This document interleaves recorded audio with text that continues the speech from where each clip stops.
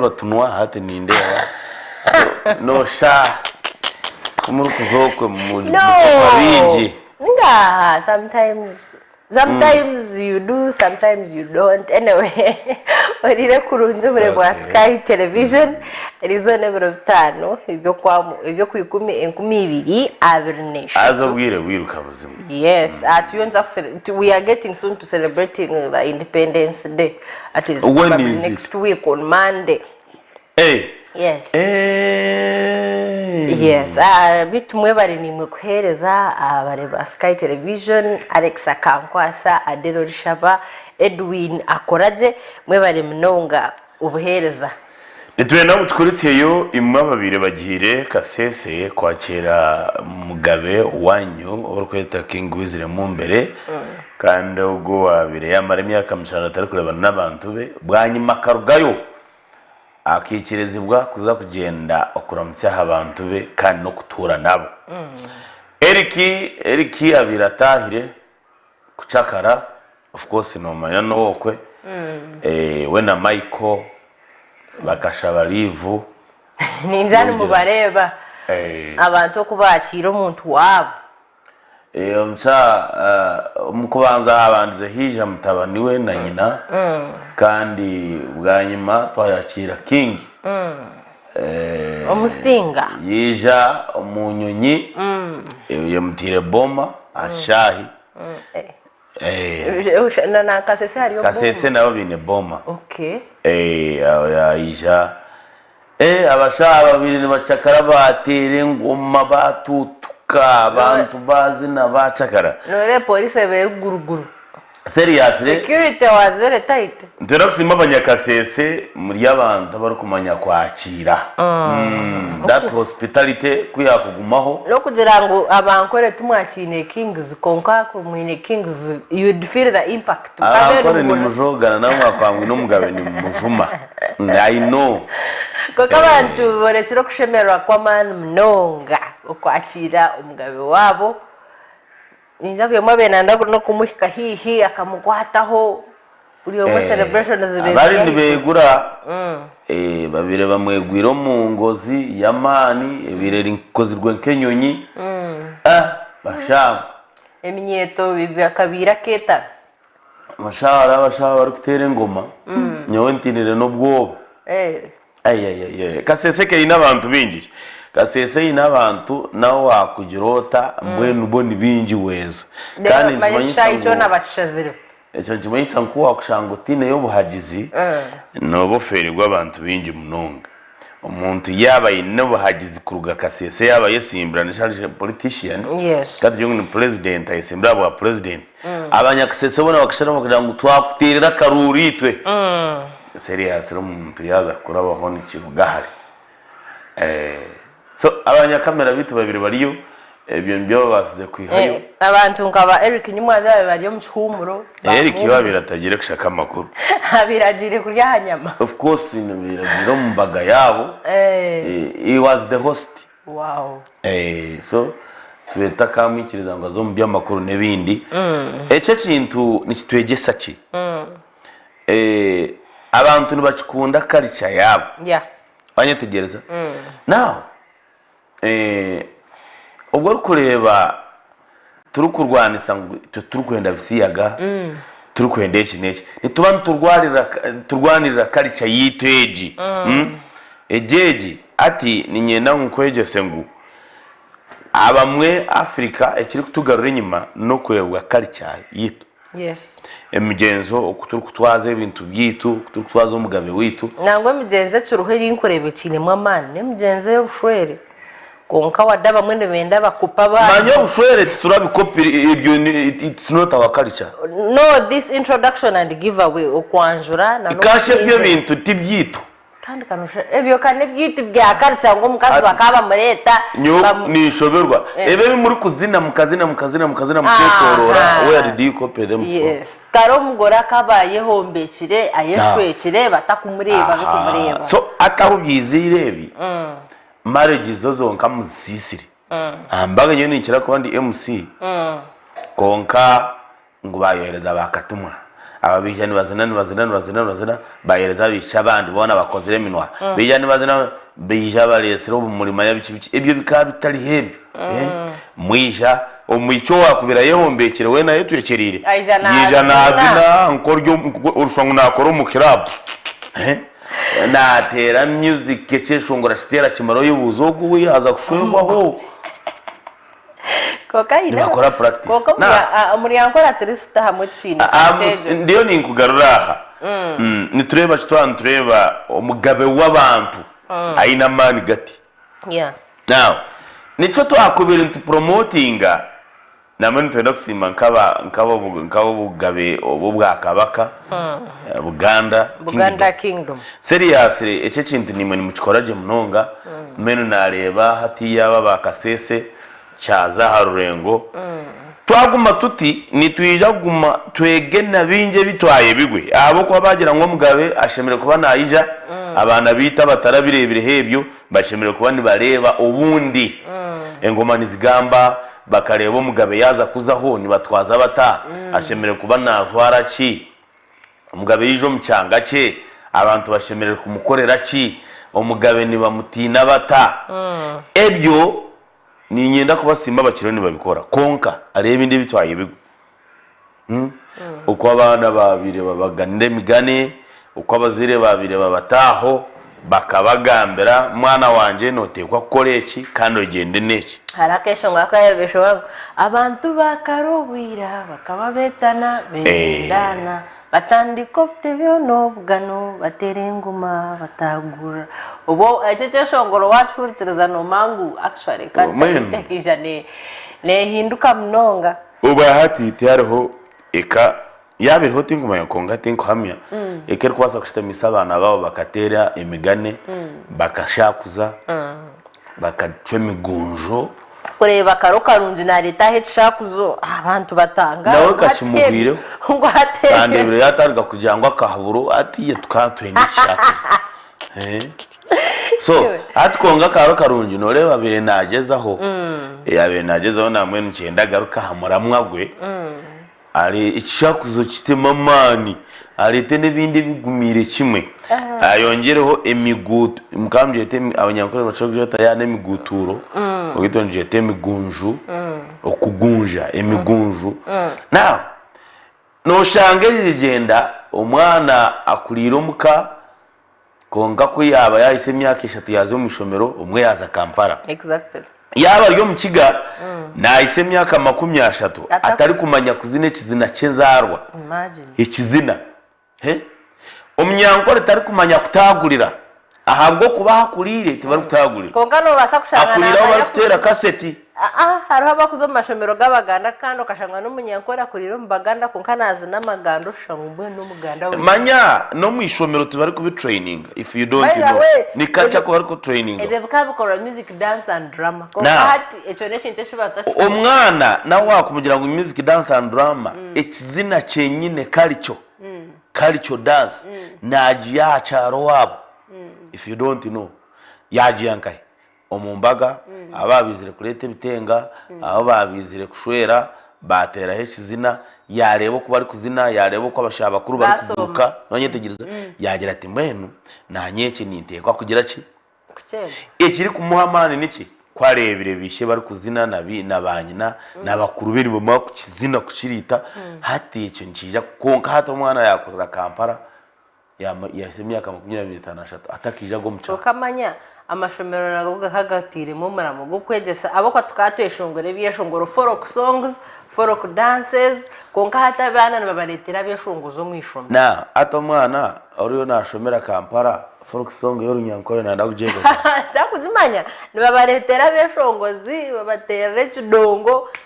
culture is not even related to what they are doing right now echo shigarwire culture zitenyima minu haza twaburabura now hati no shanga umuntu wo kwevuga aha mikoro ni bampangise mu 20 3 uza kwevuga umwe na wabura batera tero kuno ko kwevuga bura konka nchoreka okwevuga ko kwine kuba kuruhabye kwine kuba kuzeki konka bwanje ecyanga cona muri koronda mabevugi mukashangare momwe ninga babiri abantu bakabirugaho bakabirugaho. That's why abantu bariyo nibigirira kukopa ibitari byito ngumanye mu ihanga ngo harimo abari bebisiyaga ebisiyaga ito tiyine no gukiri kubasa kwijamo umagara g'umuntu we no mu Africa tiyine ucemerera kuba nikizarigwamo tiyine ukiri kuzararagwamo kandi tiyine naho ukiri kwizira konka kugira ngo they are copying Western culture. Now that's why they are doing so. Echo nekintu ekiro nitwara culture zitenyuma nakiriza ahakwakira omugabe mumbere umusinga wa Rwenzururu. So ruyare emikoro genzireje kandi tihina abantu bateganisibwe security biririho kuyamba abantu kutamboraje umugabo wawe yatambura mu businge agizira ati ninyenda kushemererwa ahabo kugira ngo nankeji government na court bikire bya mpereza obugabe bwanje ubwo kugenda kaza mu bantu banje kandi nkagarukana nabo nkatura nabo asimire government borekireho abantu abo babire bakomira ubwo bwire nabo abakiwo buhuta naci nabo kandi abizire bakemererwa bakataha bakagaruka mu makagabo twenda kushasha n'abafire ubwo bwire kandi tenku 2015 ningane 2016 obuba yosa orubiri n'abantu bamwe bakafa kandi kugira ngo security na rishabe byo kwenda bakabita just abwa abo kucenda na abantu bakaba violent mnongo bakwate mihoro amacumu obusari n'ibindi byona baenda kwa Rwanda and you know order ya gesh moja. And Uganda is a peaceful country, very twine security y'amani so tukubasa kukiza ibintu nk'ibyo bikabaho kuza kuteka amagara g'abandi umukohibwa. So ati irizo bakandi twagaruka akwakiro ndijo naonosha arimo akantu ko bugabe konka nubwo atari mugabe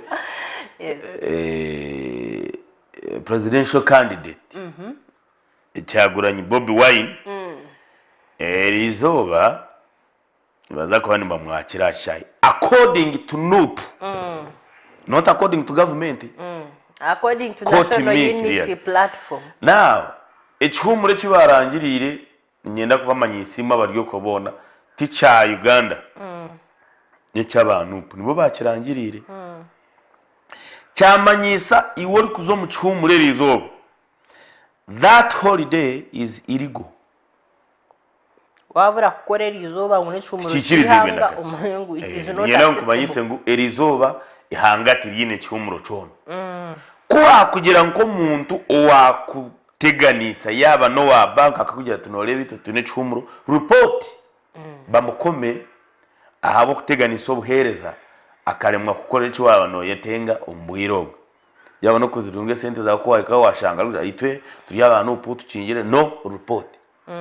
Now according to NUP abantu ni bakabeni bazacaye cha Entebbe kwakira bakira umukurembeze wabo president his excellence National Unity Platform polisi negira ngo ikinte cyo cona tihina aho baciciriza omuntu we no kuza kwejumbira omukwakira omwebembezi no kutambura tari kuza kubana ikirizibwe.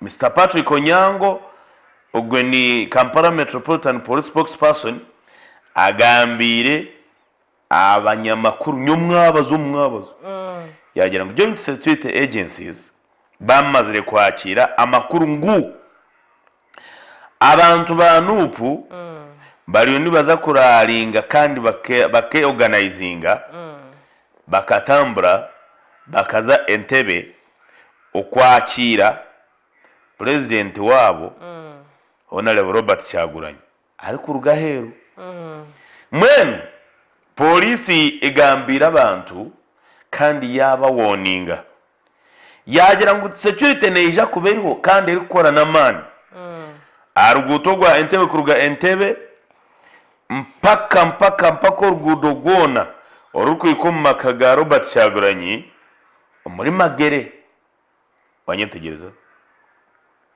okoko Wakiso kandi na n'omukoro ogubire guri ogogo muri Wakiso polisi gugwire mbari kugira ngo bategereze omuntu wabo ngo bamukorere embaga ahi bakomera cyara abantu mushana ngo nubwo kwakira umuntu wabo Bob Wine omukoro ogwe nago polisi negira ngo tigwine clearance yona kuruga polisi nabweco nago tiguri kwikiriza mwe nabarazo mubye jombaga ngo batekire nimuza kuba mutekira mu safuriya ezi muri kwesiga banyetegereza kawabagira usobwo no ndiyo ni ingambe polisi gambire these are not my words court me clearly kandi nyo tino wanu po undi kwanga na kace ndiyo ni imbagambira no that bright aje kwange kandi ndiyo ni ingambira public bright nyo mwazombire mwina okay banyetegereza nabweco Mr. Onyango oli spokesperson wa police nagira ngo abantu bona abakino mu mutima gwabo nibenda kutambura bakeyihemu kandi kibarugire mu kimwe wanyetegereza mukeyihire mu kimwe kitabagaruka no kubagaruka akijumirire so konka bo bagumize bagira ngo we shall go nibagira ngo nibija kutambura bakira umwembezi wabo bamutware mpaka mukorogo muri Wakiso aho bamutebekanisa kabaga ka welcome back kandi bija kubandi batambura bari kwetombitwa abwa government obutakora ngudo obutaboneza amarwariro obutaboneza amashomero na n'imihendo y'ebintu yona kutemba hamwe na president kuremera habwebembezi kandi corruption ekeyongera uburibwe nguzi wayategereza ntenda turebeho bone ebyo ko kashiba bine solution habana bagamba kuba kubana bagamba ebyo solution yo byangu kubarazo mu bwebembezi bone baza kubitereza okay we want tubabitereza shatu emwe babitereza hatu bataka batereze biha kandi batine buyinzi manyati ya tureba there are chances in things will no tereza wabo ine sente aze sente ezyo mu government eziri kuhebwa omushoro ogogunanankanananga wanyetegereza so tokagira ngo presidential candidate ngo ajeje agira ati mwenu nyo nabakora urugudo rwonuru tayine no bushoborozi obwine ni government tayine kugira mwenu amarwaro ga government agona nyo nagashenya natahaganda masi tayine bushoborozi nawe ico nitwenda kugambira general public ngo security iri guruguru kurgashahe cha Entebbe kandi nga arukempa bure nabanywana banje abamuho abandi kumangu they have to work ojende ojwire mpale nkina na nebi jacket ebi ibari kutera umunyafu gukabwamba just ojwire na garbi ndabo kuba misho nangwa no muri kuza kukuratira wine bulletproof isastirika murabamo nabaza kumutera tiya gas nashinge kirahoragaruka mu motoka ataho AC iwori yaho uriyo noza kujinywera busha ekonka nabo still ningaruka mbagambira ngo abantu bandi benda government bari kwenda kutunga government kandi kutunga ubwebembezi nibyo bari kurabamo bamwe babatera abamwe bafa nangwa bamwe bafera abagenzi bawe bafera shona nyoko so kuba ku buryo kunenda gufera abagenzi bawe it's okay joining abo muyiho government aho kuba nibyo muntu we nari kurabamo abingi nibyo bari kurabamo kuza kutunga government encouraging violence. I'm not encouraging violence. No, I'm talking the truth.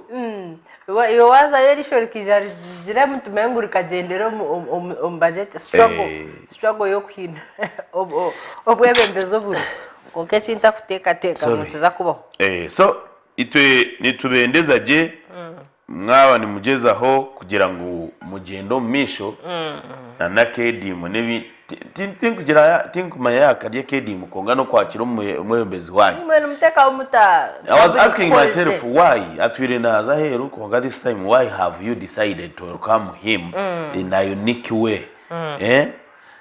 Ati anyway, tabu. Amakuru marunja gandi umukuru wa busoga no matwa twarga tuzomba kuruboka twabazinga no. Yes, twarga kasese twazoa nupu mukuru wa busoga na organizing committee bagizire ngo byenyi bwabo nubija kubaburuho abagenyi bace mnonga kurgira abo kujanga president wihanga his excellence wereka guta Museveni nawe naza kubarya habugenyi obu. So mbwenu we expecting abantu bacheba batakwesire ogumeni njalo berebera nka Sky television oburindo mwaze benho hiwa berebera kunkano zo plan zibine abo kubana bagirangu na bacabaraye tene baza kuba bari igenge Paris kandi inamane kubera ince munonga ate kugira ngo ni ince munonga okuba abateka tekerwa abantu bija kuba bingi munonga yeah, so bajirangu abinji numza kurebera byenyi big screens na communities omwihanga ryona ya konka.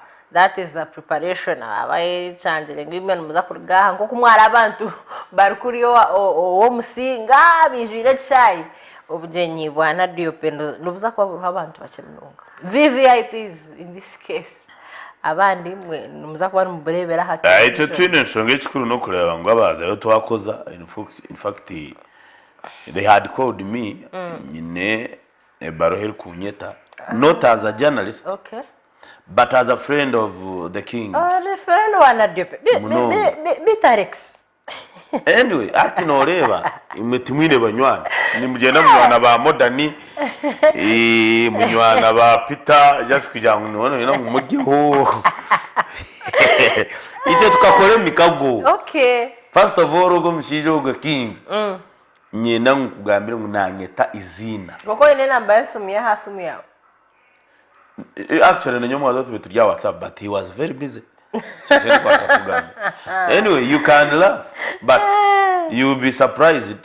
Wareba naikayo ari kwanjura abantu be banywani be nanyakanya. Alex akankwa. Ningo mwe bakanta na speeches.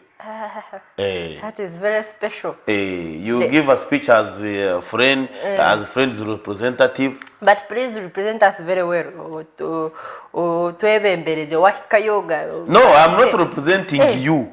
You're going as an individual. As an individual. You are not going there on behalf of Sky TV. Ndikuza yonkanye. Okay. We wish you all the best. Enjoy. Itwechukuru nsa kwa nturebera TV. No, you wabo tandebireyo utagaruka kutabanganye hano. Seriously wabo tandebireyo. Twatarebireyo Alex akankwa atagaruka kushitama. Kandi niza kutera na screenshots. I know abanyamakuru abariyo. Ushana bare mwakuntaho kamera nanye bakande but imango ndabishita. Uwarebetse mukare watsinze bishana twamayangu waboriyo. Na ninyeteze bishana ndi nawe. Ikongani maba nyitima na bazakugira ngo ni Photoshop mabichi. I know niyo muragamba but is my best friend twamara imyaka mukaga turi abanywani. Mukanywanda mukebugana kashi. Kano wabusoga yuko uriyo wa tukavuganira iganga. Okay. That is good. Iganga niyo nabugine nawe.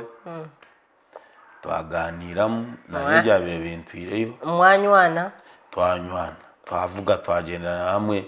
Mukanyaho kandi njya mukazo musahura. Twayikahona nkeja ari tororo. Twarambura twija twasharaho ari soro twazambare.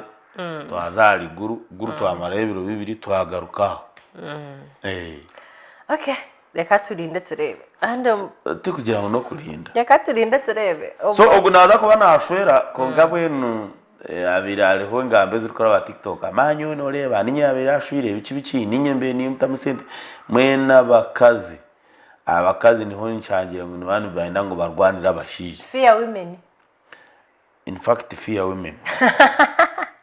Asa nitero hanga bakunda munonga noreba akicuruza tubeni twareta umwana we omwe nkamunyamunegero musakana kugira ngo umushija bino we yamureta kunka yarengo umukazi nawe ine kumureta no manyisa cyaho tito twazire Yesu hatimo mukamuzara bato umukazi tuwe yaresere Yesu mu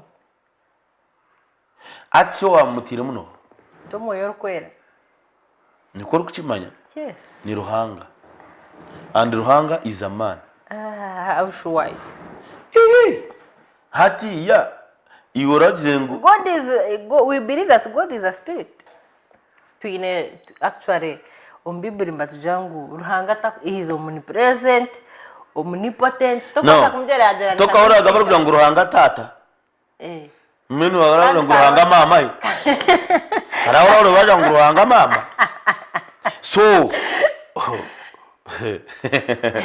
heaven the father wanyetegereza the son tiaro heaven the mother itunye nango the Holy Spirit omoyo rukwe now the Holy Spirit comes after the father okay the son comes after the father wanyetegereza yes abo bona bari hasi yo bushoborozi bwa Ruhanga wanyetegereza nangwa Yesu wona agarukaje ngo munyikirize kandi munyikirize no wantumire wamutumire no Ruhanga mwene ntumwa na no watuma umuhango no watu na so omukazi akaba atari na program mu binte bibahanje kungani muzaba mwese pataho Ruhanga kuyamaze yaje katuhange no katuhango muntu bahango muntu kunga umuntu kuyamaze yareba muti yabajeti yashara katumurondere omuhwezi okumuhera bamwiho mu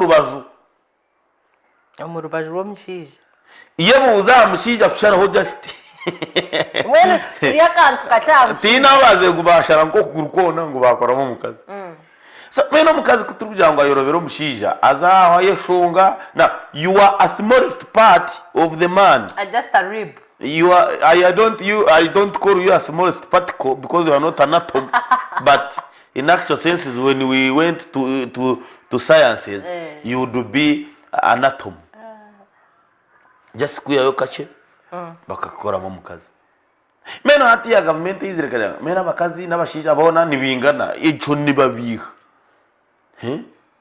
bani benda kugira ngo nitwingana wanyetegera atayitwingandana kushanga hati Alex ashitamira hano Olivia ashitamira twena turi abakozi okushita matchine nshonga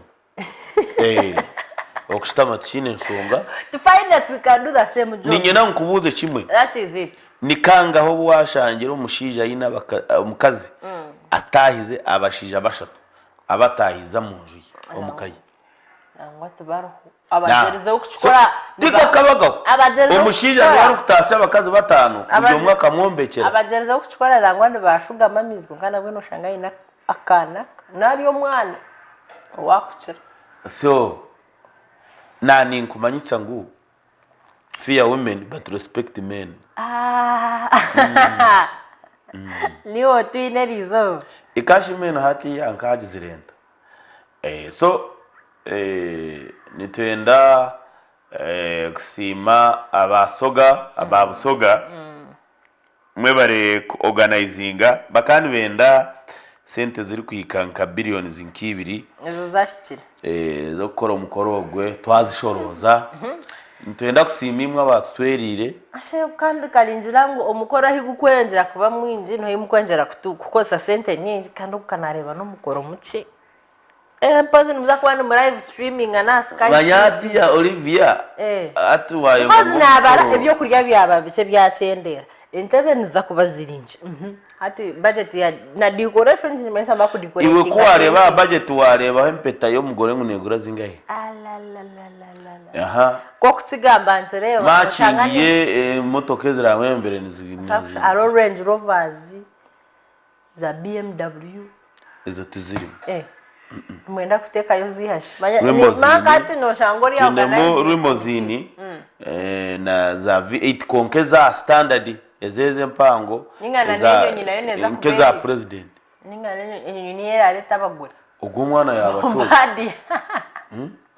ngubabwo yesenkari oti mumpamizi bwani ya so itawari kuzabusoga tuzakusimbura kare tugenda shazinga wahitebye cyane yo jangu mwe none tuzakuvugana aha tutembe taxi kandi orasigare mwe tuzakumusiga rero muturamuryambaga mwamara kurya umwe mwamwatanka kure mikoro aha abisingiro ekimotoka cyanyu kituye kihende kiritara mwe numutembe kare driver wanyu yakira motoka mushangeho ebyebyo neda tibiriyo aha ngo apakinga roreye nyuma nabasa kuba naza kubasiga shaha yona atembaga ezezo nizintama rero bona bahana nkogwe omuzinda ngo ni munywani wo mugore ubwo nshanka mumanya imyaka 8 yahingwire actually tukavugana no mu gihome bamutira umushango ngo akibe nkoko na bamujyango yemerere imitwaro 5 na ntejo no problem najimuha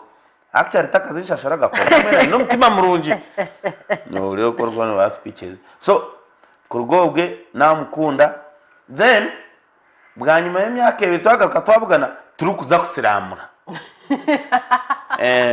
namujya ati mushawe nyowe owansiramuire no doctor ogu aka ari owakusiramure no hiwe ogogu owamusiramure no muzamiru namujya ati mushawe mushaka na asa kusiramura actually akamushara kumunonga yaika no kusumirwari manyeje ni speech yamba kashabantu imbogizi z'abantu musana aza kwa speech asabana banyabo is a billion. I'm a good friend to this guy tukabugana no muri take ninga yes yo muri take akaba ine umurimo bari kumushashura billion emwe namna ntoko umurimo sware noza kusurviving namtwara Norway nija namtwara muri Canada batandika kumushashura billion zino ntabwo echo namuhereza billion 800 naba yamazirish araho tutunga mu shortage ya center mu company yanjye namwe ati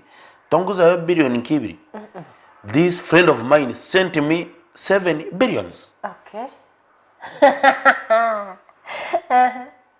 so konka ubwate bintu tubi kugenda jaho turi gukorera umukwezi ntutasanka billion zina uyebuza billion zina niba bitari na miliyoni duhura yashamotegerezo mushara nabwo gutakizire umwana najangu wene batasa billion zina ati no yebuza ka bageje ubujire ka per day we earn 7 billion anyway twenda kusima abanyoni bita bakabiri tabari kutame sente gurugashaha ya kurugashaha yo kubanza kandi kwisasha heje ya kabiri menu mwebare kandi kabiri tinogishanga mu maduka no mu supermarkets go no mu ihanga amabagano bakira kugikozesa tunywa turatwabaje kandi kabiri iti nemyibwa abahiguriye myaka 18 yes aho nutangu nywa no bwegendesereza Itugiye tuzirira weekend so ben stocking as kabiri kugira ngo namwe nima bakuje no mbugenye bwana dio peninte kateka ningene muzinga tumukuje mwine kujena na kabiri energy drink mukabasa kwereza abantu barabene barebera screen abatarake yo mbugenyi ba others yes oine mureke akankwasa no Olivia kamsimereka tume ontukaraka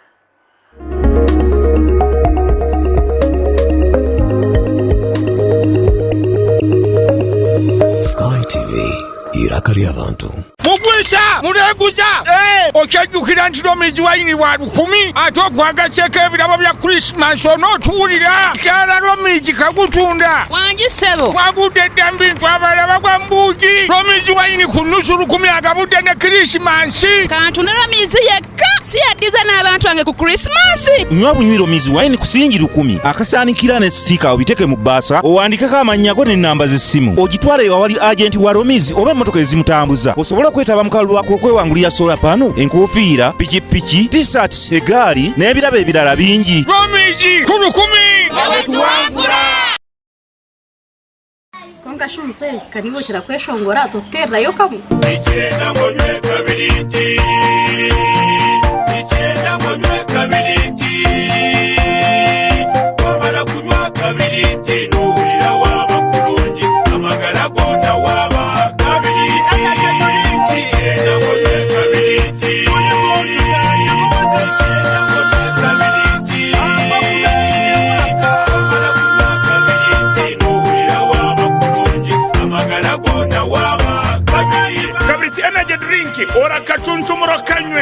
kumaliro kandi karanywebwa buri muntu wena abarenda kushobora kariyo maduka no masupermarket gono mwihanga eresime yazuru mushanu mushanji 5 9 2 anani 5.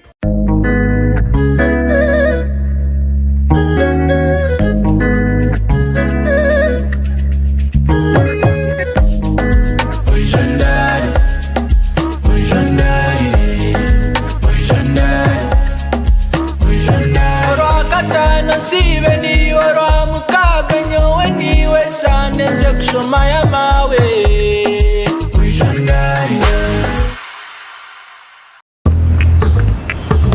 Water, please. Can I pay with Momo? No. Ha.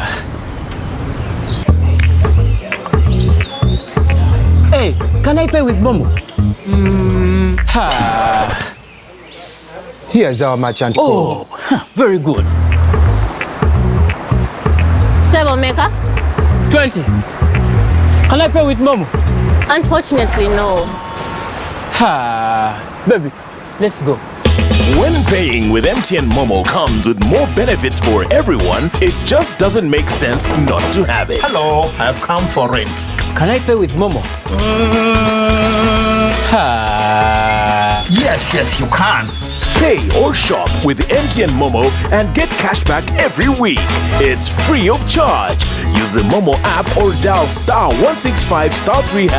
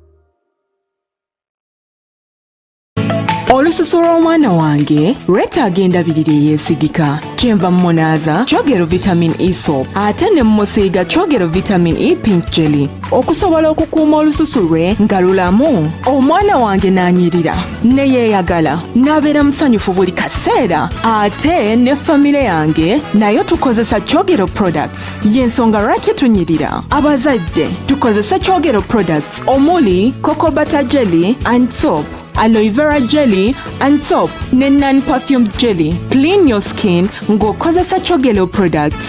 Asangibwa mu maduuka ne supermarkets okwetooloola eggwanga lyonna. Sanyu lya kazero tugenda kwevuga ne kazero lino ly'essanyu ly'omwaka nyabo ssebo. Wenywere kazero wangula ebirabo. Kebera wansi wakasanikira ky'olaba ky'owangula.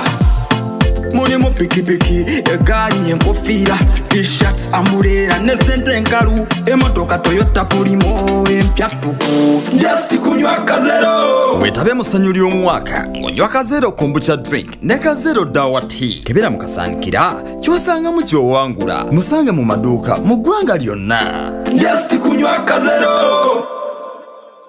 Sky TV yakuletera ekisya omuli bulenje rw'izooba. Oyine emikoro ya buli kika, enkiiko zoona, emikoro y'amashomero, corporate companies hamwe n'ezindi nyamwingi. Nitukumanyisa ngu nitubaasa kukwatira omukoro gwawe butunu aha Sky TV aha kasente kakye munonga, kandi nitubaasa kushanga buruhori. Iwe kyoyine kukora tuhikirire aha ofisi ziitu aha Makrista Road hihi na Kabateri ne Primary School omu Rurembo Mbarara, ninga tuterere simwezi Note mushanju 895353 wonna wosinzira okubanga ate olaba programu yaffe manya omuntu wo. Manya omuntu wo ne kuletera emboozi z'abantu oleba okushasha okuba lukurabamu. Motoka yantomerera mu kkubo yansinkana mu kkubo sawa nyeeza okumakya nentomera okuva olwo n'okutuusa kati siwonanga.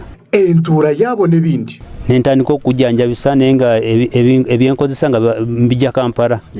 Ng'ehoima tebiriyo n'ekibuga nga tebiriyo n'emusozi nga tebiriiwo. Nangwa n'aba babiri bariho barikutebya emboozi zitari zimwe na zimwe.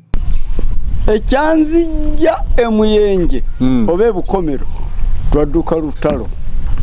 Olutalo bwe bukuddusa ova emuyenje? Nva emuyenje ngende Gomba naye bo baali baava Rwanda. Baava Rwanda? Nange tombuuza bajja ddi. Lwaki sikubuuza bava ddi? Tombuuza kye kyabaleeta nange neesanga ndi nabo wano. Buli lwakana shaha 3:4 kuhika 4:4 otaferwa programu manya omuntu wo. Nange omweza wa Frank Mswata.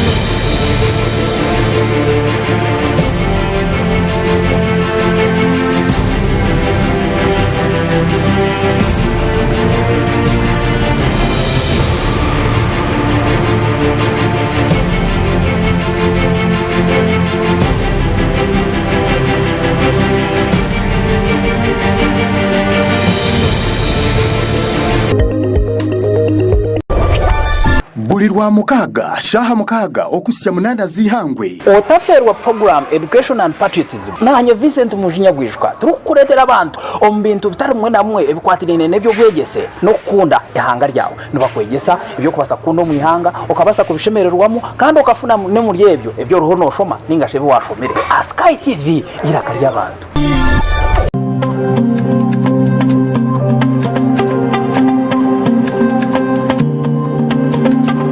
Program Party Time aha Sky TV na nyamwerezo wawe ainenina bursande kuyashaha mushanju kwisashaha 10 zo mwabazyo ejiniyo program yaraberebera birungi byonka emikoro mirungi decoration zensia gown zensia makeup zensia byona noza kwa ushanga aha Sky TV neshanga ma Crystal Road omurembo orwambara aha henyine no kubasa kutungira iwo kwenda kureta emikoro yawe kwenda kureta byona no basa kubiteretera ntubyoreka Sky TV chanje aha all media platforms Twitter, Instagram, YouTube, TikTok byona no banochanga tamu Sky TV UG official no banotunga je buterevu aha aho shitame henyini nanyo muhereza wawe ainenina omwishiki wanyu.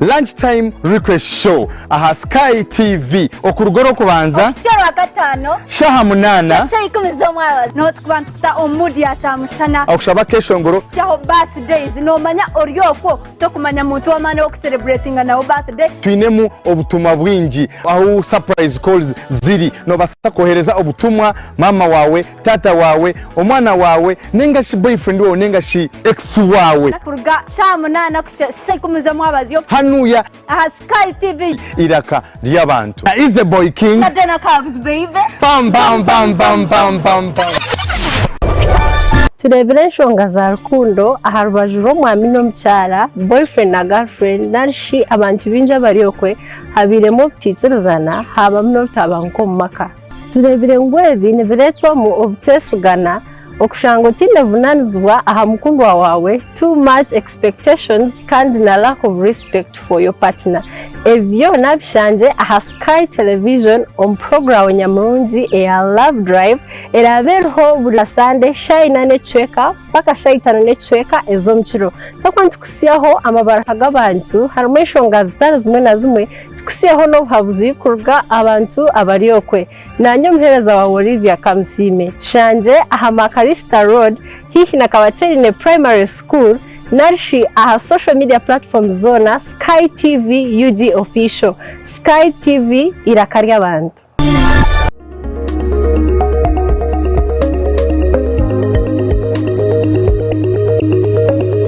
Sky TV irakari abantu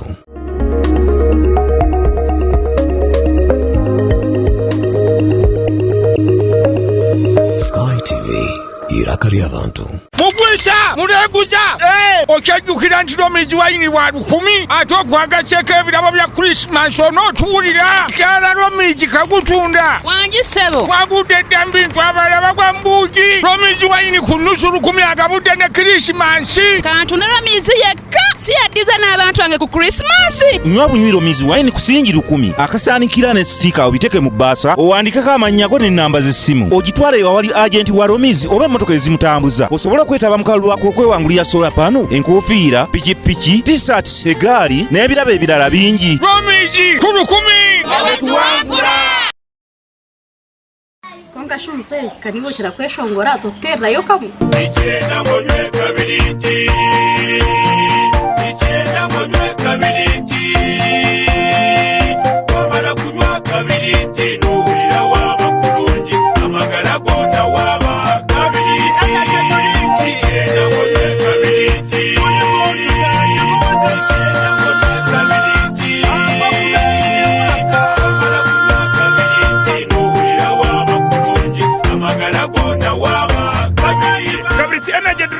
ora kacunshumuro kanywe karakumaliriho kandi karanywebwa buri muntu wena abarenda kushubura karyo mu maduka no mu masupamaketi go no mu ihanga heresime yazira umushanu mushanje 5 9 2 4 5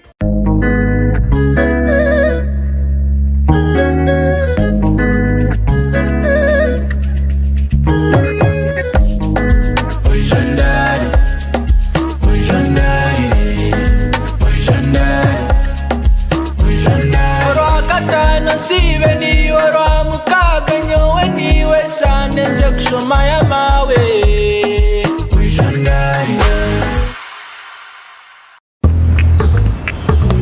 Water, please.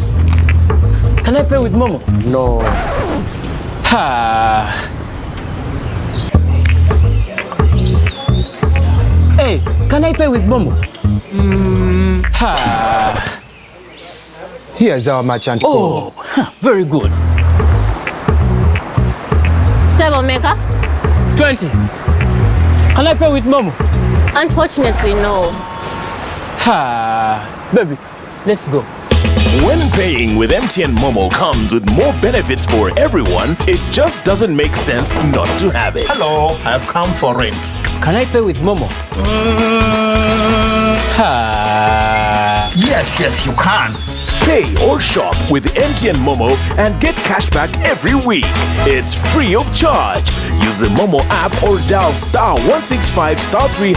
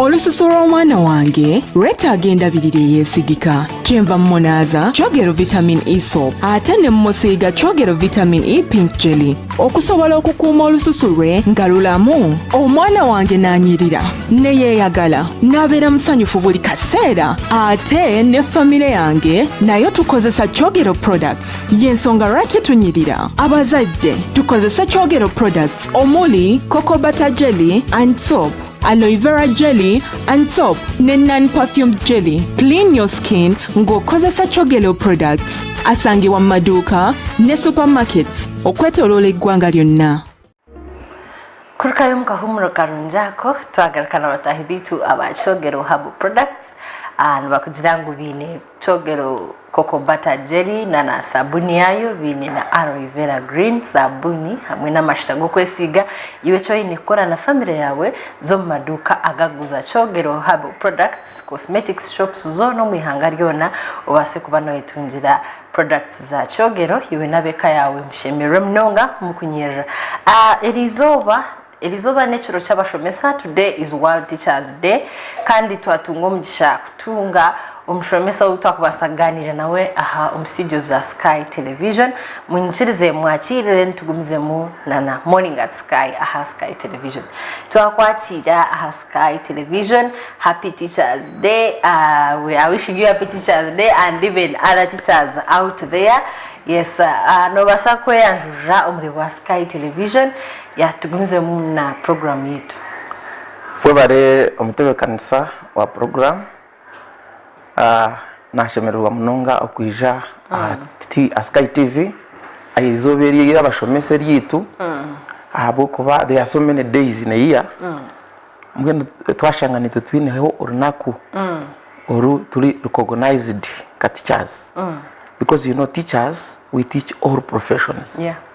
We teach journalists, we teach agriculturists, we teach lawyers, the law enforcers. So it is a big day for us. Thank you so much. Yeah, Amazina ndi Nuampa John Bosco. Nangwa commonly known as Teacher JB. When you go to YouTube, you get Teacher JB. Okay. Yes.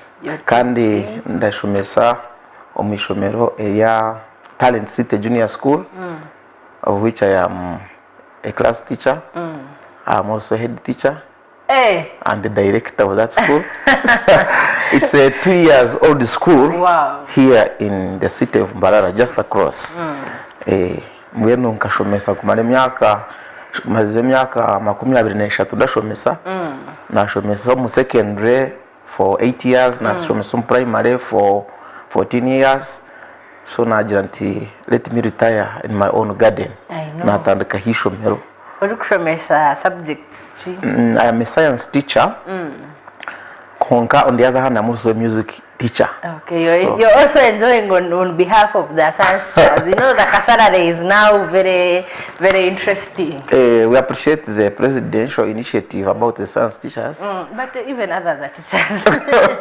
Because we all celebrate you as teachers.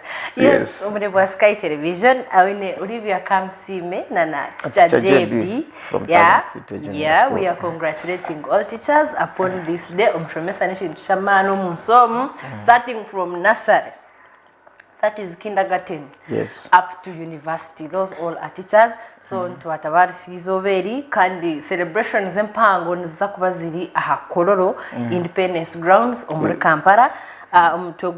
Umtogwa celebrations ezi na the teachers we need for the education we want, the global imperative to reverse the teacher shortage.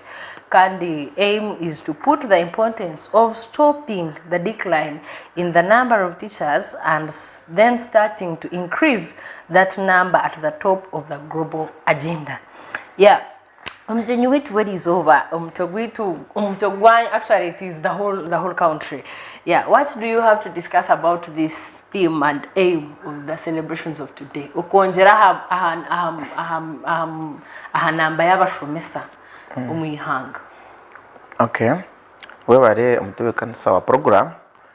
Nyonda teka ngu it is not only about adding on the number but also the quality. Okay. We have to look at both. the quantity of teachers, that's the number. Yes. And also the quality omutindo gw'omushomesa ogwo washohora otwayetaga ombwingi gwo guri guta abana bitu yaza kubashomesa ata, especially in this new curriculum. Yes. Where teachers are not even sure what they're teaching. Yes, so now it is a little bit challenging because for instance in the PTCs which are now phased out mostly grade 3, subjects like performing arts and music, which we see driving the economy these days. You have seen people holding concerts, making money, but they are supposed to be taught by a teacher. Yeah. We have seen people recording music, and this music is largely recorded by non-professional producers. Exactly. Who don't understand the music scale. I told you I'm also a music instructor. So this should all start with a teacher. Our institutions should be well equipped to produce holistic, empowered teachers. Yes.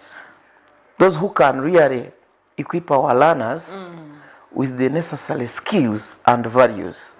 When I was training as a teacher in 1999 at Kavale PTC, I was told that to package a full person, we need the bus curve, that is basic skills, knowledge, attitude, and values. So we need a teacher who is all round, who is hands-on, things like baking, like tailoring, simple art and painting. Like for me, I don't hire people to paint for me. You do it yourself. I do the painting. I was challenging some of the teachers that as much as you're putting these all other things in the curriculum, you should also add driving. Because when a student is learning 70 kilometers per hour and he's driving, it is applicable. But if you're teaching one oshomesa omwana otene kuvuga speed age ukahika omwanya distance ene kuba nengana eti nabata kuchenga. Yes. Actually some of us by that time were not understanding until you go on the steering and they tell you at this time you're supposed to drive 50 kilometers Yes. per hour.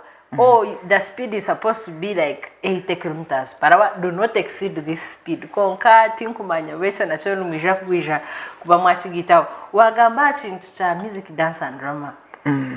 Obuto abantu ganira hunyona Alex akankwasa tu abantu reba uko abantu bashire omusinga wa kasese. Yes. That is culture. But in our current schools obwahati, I'm not attacking any school, but mashomera gamwe itutaitwa ashomiri.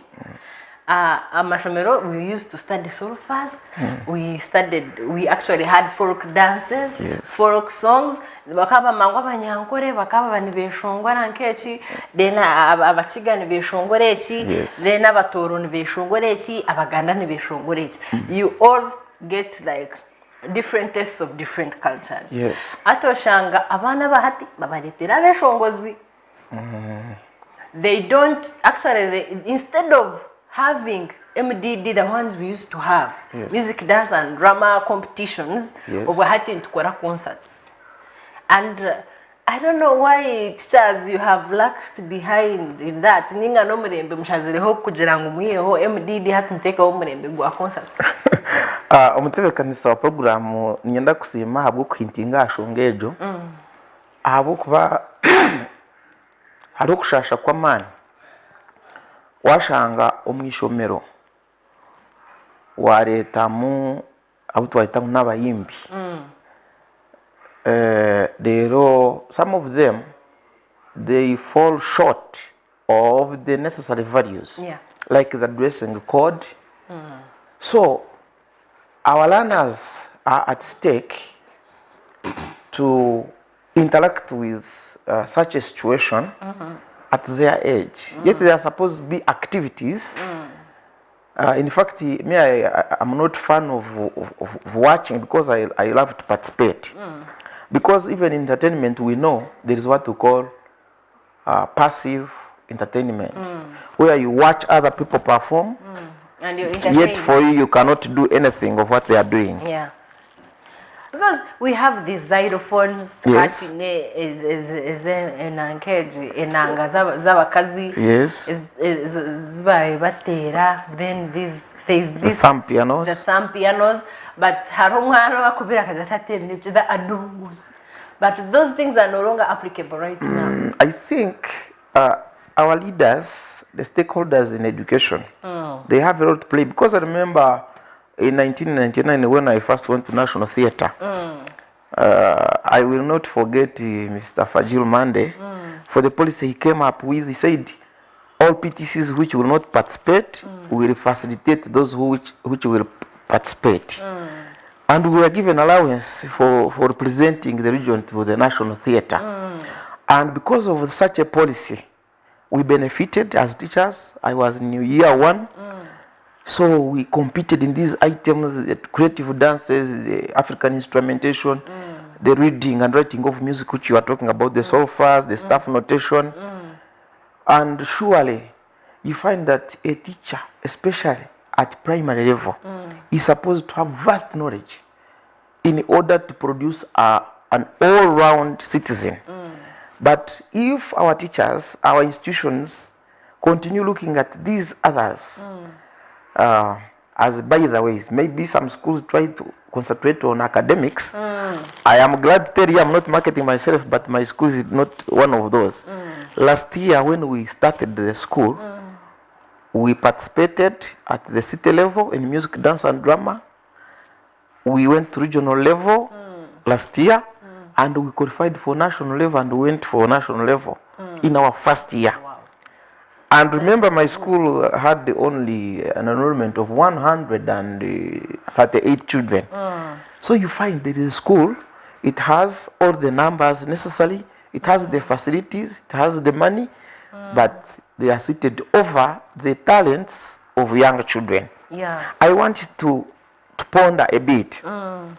Suppose my P3 teacher did not involve me in the music activities that time, how much would I have lost? Do you know that my first time to go to Kampala, I went because of the music, dance and drama. My first time to go to Nairobi, I went there because of the music, dance and drama, and many other places. Now, suppose this teacher did not involve me. Today, I want to tell you that I was awarded Best Composer of Western Original Music Pieces and African Original Pieces 2016, the whole country. In Mbale. Now, I write anthems for schools. An anthem, a good one, alias, goes up to 1.something million. It means I would lose You all are of earning this. right Yes. now. Abo konka amashomeraga hati hariho amashomeraga muri obviously tindaga gambizina bono bafocusinga it is academics. Yes. And then actually I think even it is according to the headmasters. Kuba kuhindura headmaster bamuto mu ishomero waija in aim yo kuperforminga academically, but you bebwa haro aspects zindi izukureta ishomero limuka. Yes. Abana bahati na mnongo muri embarrassed by the way. We are no longer having students that are going on these national teams. Because the sports is not all that vibrant like recently we were hosting konkanyo nintekateka ngo mu hostinga bakakigendera kugira ngo batera kacucu tuyimuke because we have numbers, we have children, there are many here, abana barimo, but these who have not been enhanced to train and also perform better, they are just tied in classes like poetry. Sports days are no longer there like they used to be. I don't know whether our leaders in education can visit those previous pages of the Fajil Mande type and put a penalty for a school which has the enrollment, the facilities, the facilitation, and even some of these schools receive money from the government. Then instead of buying an instrument, they say, we have repaired the window. Imagine. When the money is for co-curricular. Because the budgets are provided for. Budgets is clear. There is sports, there is performing arts. Now we have even involved the urban farming. So I really feel our leaders in education, they should come up vehemently and put strategies to make sure that at least if a school does not compete in the national competition, it must hold internal competitions in the school, inter-house or inter-color, so that this other child who might not be academically endowed also gets a platform to shine. Because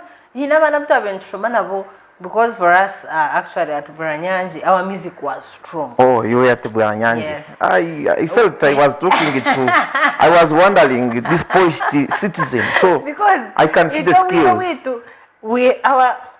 We gave it time, and actually to start practicing and you had to perform. Exactly. Everyone was involved, and actually we had the chance to even visit some cultural centers like in Dere Center. If you reach there, if you understand what culture is, you really appreciate this place.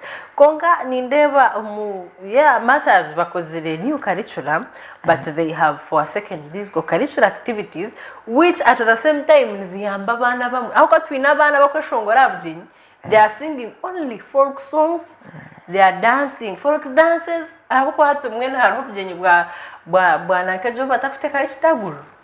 And then they are dancing different dances from different regions, not because konka in that process the training has been there since they were young. Dance it is impossible, but team and they make money, just like you told us at Anthem it is 1 point something. Now imagine that your teacher had killed you just there. And you're there struggling with academics, it is not coming out. But because your teachers actually were wise enough, actually, I wish this curriculum would be like, we give our freedom to you try everything. Because it when you joined in senior 1, sports was a must. As a PE. Too much PE as a primary. PE. Yeah, and the children love it. When you tell them, pack your books, stand up, have sweaters and jackets off, then we are going for another activity. Yes. You know, human nature, umuntu nakunda kuvaringa, to change the environment. But the moment you stick on routine, actually routine is one of the systems that kill a human being, because there is a lot of boredom. And for those people who are, versatile, somebody who is versatile in nature wants to try many things, that one dies fast. Because the moment you stick to only one line, and yes, boring. The person gets, and actually this person withdraws gradually. And they say work without play makes you a dull boy. We have seen some students who go to schools where there is no football, and they end up, jumping the school fence, and they are asked to bring a lot of barbed wire. And the remedy is simple. Buy a ball, put it in school. Let these people kick it and play it until they really get satisfied. But the moment our learners are still closed in classes, academics, and they only watch the football on the screen, then they will long to jump over and go and maybe be part of a bigger society. This imperawa na bajang kokashi nguza switizra lima swiss arapsi manya koi sali. What was there? Anyway, harachi inteshinde to gambo ho teachers to get degrees. Yes. 10 years. Yes, please. Is it really applicable right now? Because to go to film years over negambo kuonjera ahanamba y'abashomesa. Yes. Ati badzizengu buri mushomesa HM no ngabaye ni degree. Actually, my colleague here, Edwin, was saying, konkashi chakubara mtwara campus yatanka kujwara za damage. Abana nibakubana bareba chi ahishomero. So imwe nk'abashomesa, how is it? Well, I think that program would be okay. However, it has shortcomings. One, there is the issue of who facilitates this automatic change from these other levels, certificate, grade 3, diploma, to bachelors, or teachers? Who will facilitate them? Because we have, like in other sectors, where somebody has sold a piece of land to attain a certificate, the lowest qualification, and now you want a bachelor's, and you give it 3 years. So, of course, there will be automatically people who will be knocked out because of lack of facilitation. Yes. Maybe if the government was to say the teachers are going to upgrade on a loan scheme, something like a special arrangement for the start, such that we don't have a lot of people withdrawing. Like you see in lockdown, we lost many teachers. Business. They went and tried border, they went and tried the chakala shops, farming, and they did not go back to school. Yeah, true. So we are likely to see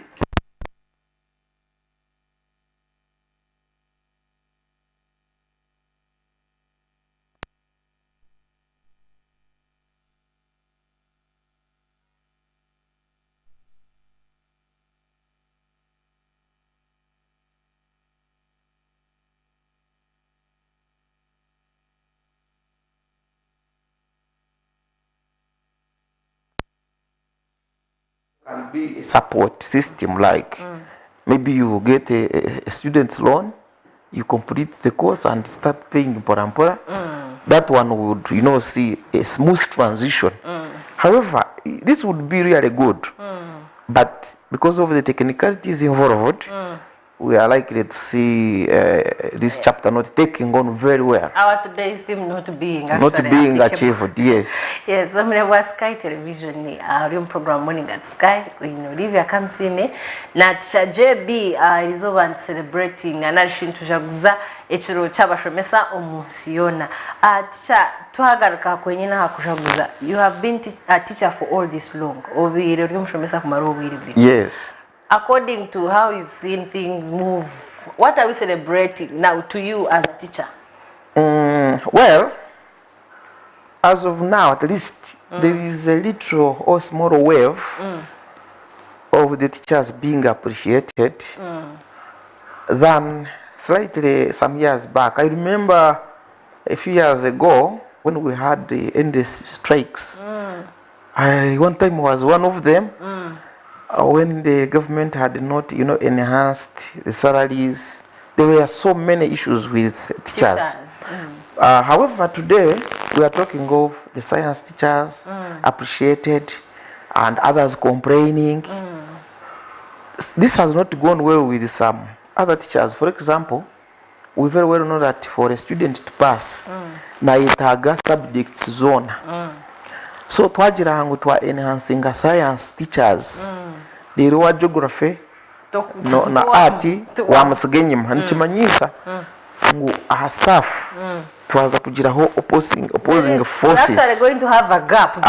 Now when we have a gap, still we shall not provide holistic education because we need these other humanities, these other subjects to make a complete person, because not everybody is going to be a scientist naturally.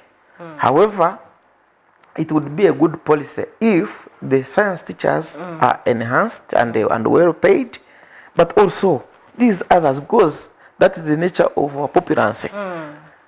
Like now we are on TV. I don't know which subject you have passed well to be here. But when you go to campus, it now becomes a whole bachelor's course of mass communication. Mass communication. So I don't think we shall need a medical doctor to do what you are doing. But I will need a medical doctor when I have a health show. Okay, when you have a health show, or when you are sick. Yes.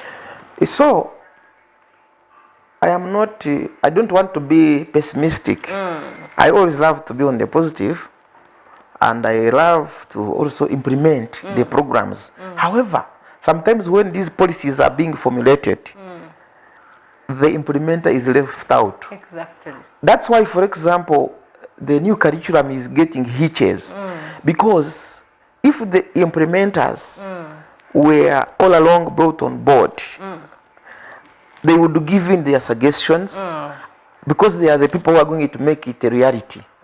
But at the moment, we still have some individuals who are not on ground, but they go and formulate things and bring a heap of policies and whatever, put on table and say, go and implement. We might still see gaps. So I would really feel that in the near future, when such changes, which are actually good, like this new curriculum, the hands-on skill campaign, when it is to be drafted, we should first think about who is going to implement it. In my opinion, it should have started with empowering the teachers. Yes. Training the teachers or retraining them, and then after being sure that we have this resource, we bring the curriculum and because the thing no mahino babaheriza nka holiday waka bagende ba forming groups which that's ataza nango mwe nanyeti nkubchenge mwe.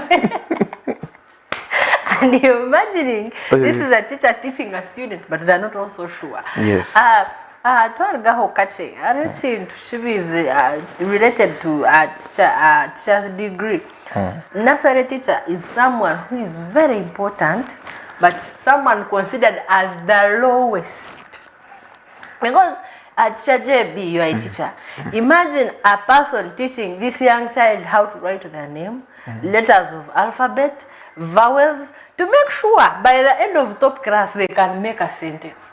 But a nursery teacher is someone who is very, not, I don't know even how to call it, but that people are not very considered. Why? I think you have a point. It is painful to see that a nursery teacher, the one who starts somebody's journey in education, is less considered. Take an example. The primary education course itself lasts for, I think it is the longest, because we have 7 years in the primary and then 3, that makes it 10. Yes. This is the longest period one lasts in one phase of education. But we have seen, as you have said, there is no scale for the nursery teachers.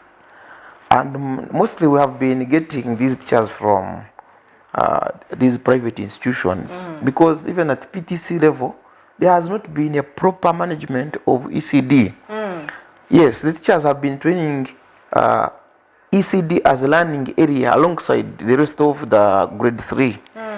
But we did not have, that specialization of the ECD program at PTC level. And now, to make matters worse, even these private institutions, they have been halted because of the bachelor's program. Yes. So I really see a period of like five years of confusion. Surely. Yes, where we shall have senior 4 dropouts going to teach in the nursery, even who have not trained. Because once there is a shortage, these schools will get a way of doing it, you see, and that of course will affect the quality of our education. Why I'm saying that, because a nursery teacher is the one who makes the foundation. Yes. Then the way you find these teachers, they have to be well trained. Kujelangu abana noshanga bamutembere abamwe bamuriya hamutwe, and she's teaching them obwaza kushomesa omwana yange. And remember, these are young kids, they are very sensitive. Anytime they can actually choose not to go back to school. Yes. So these are teachers who even make these young people to start learning education.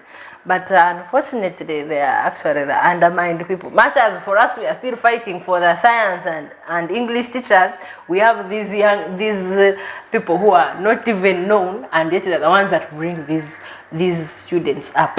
Konka eshintu cha English na science teachers ni ndeba chilesi. Ntuza kuletaho bridge yaman gap yaman okubanka arts teachers mbakoze ngati shini nkola cyo muprofessor kanze kwekorera business zanje.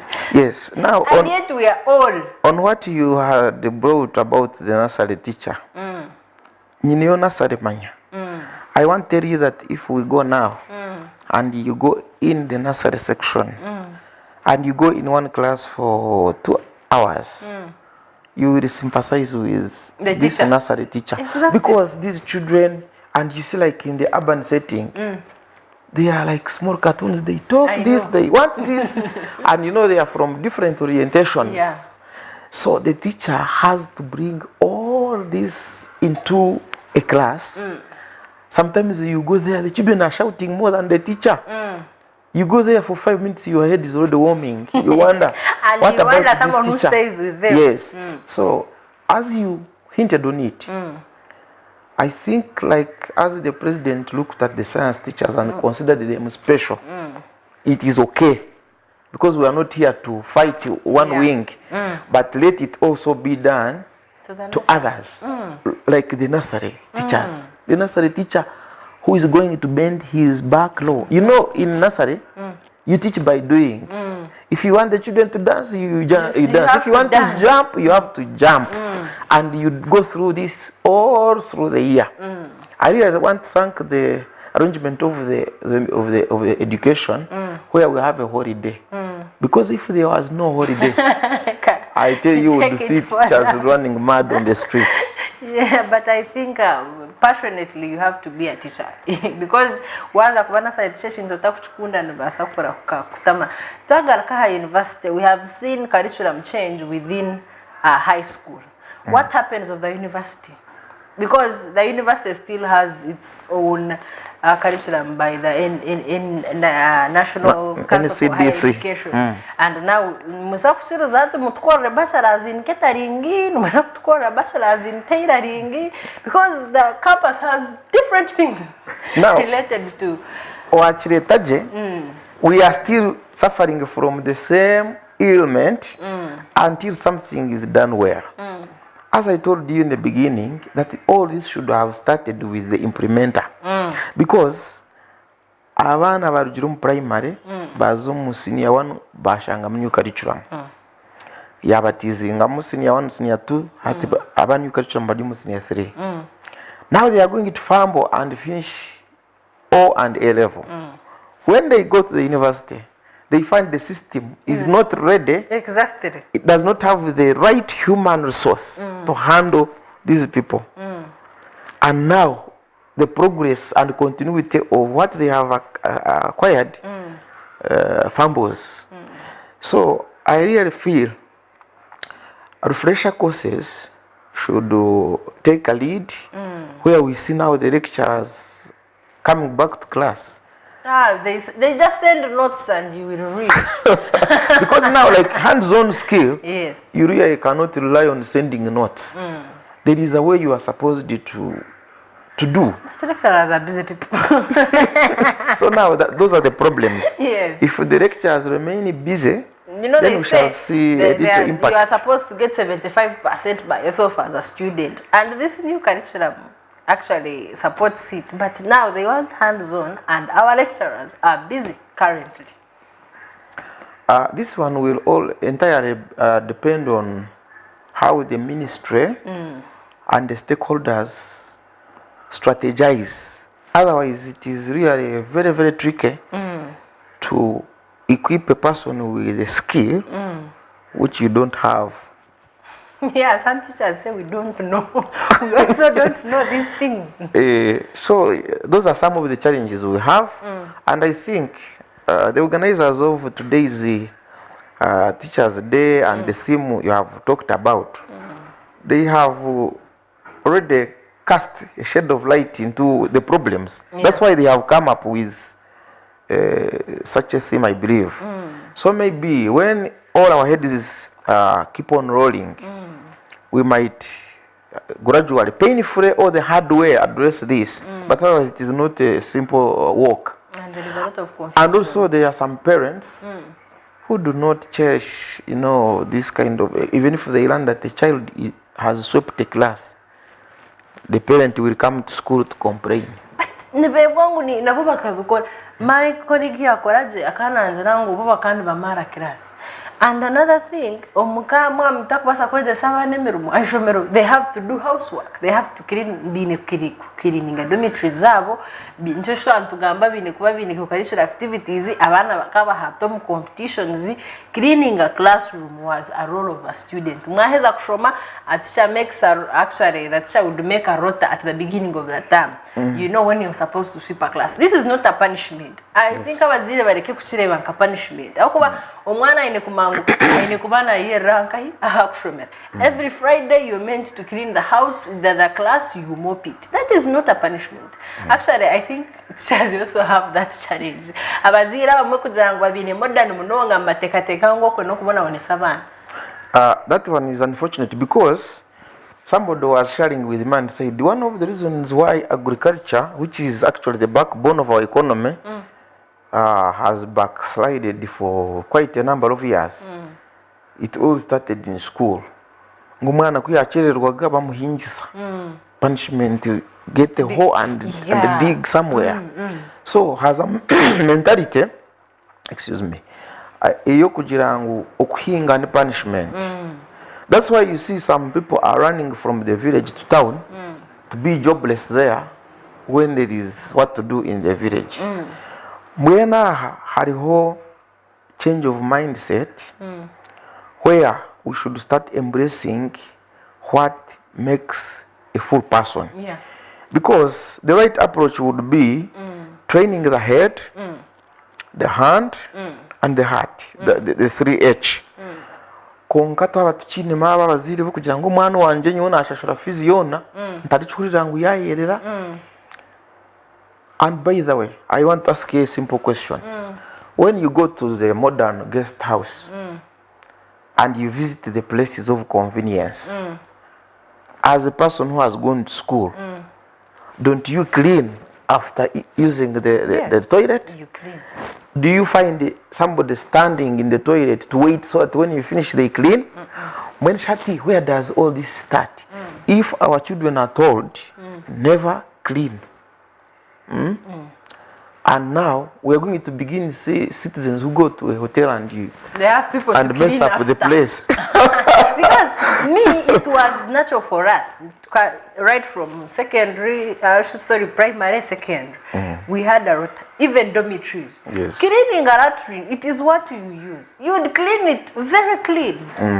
Because this is a place of convenience. But muzire wahatu wamjira ngomwana bakamanyana bibiri araba cleaning omdomo araba cleaning compound araba cleaning nka pavers oshanga inabateka latrines na bathrooms. Hata mwana wanje ati ni mwishomerere.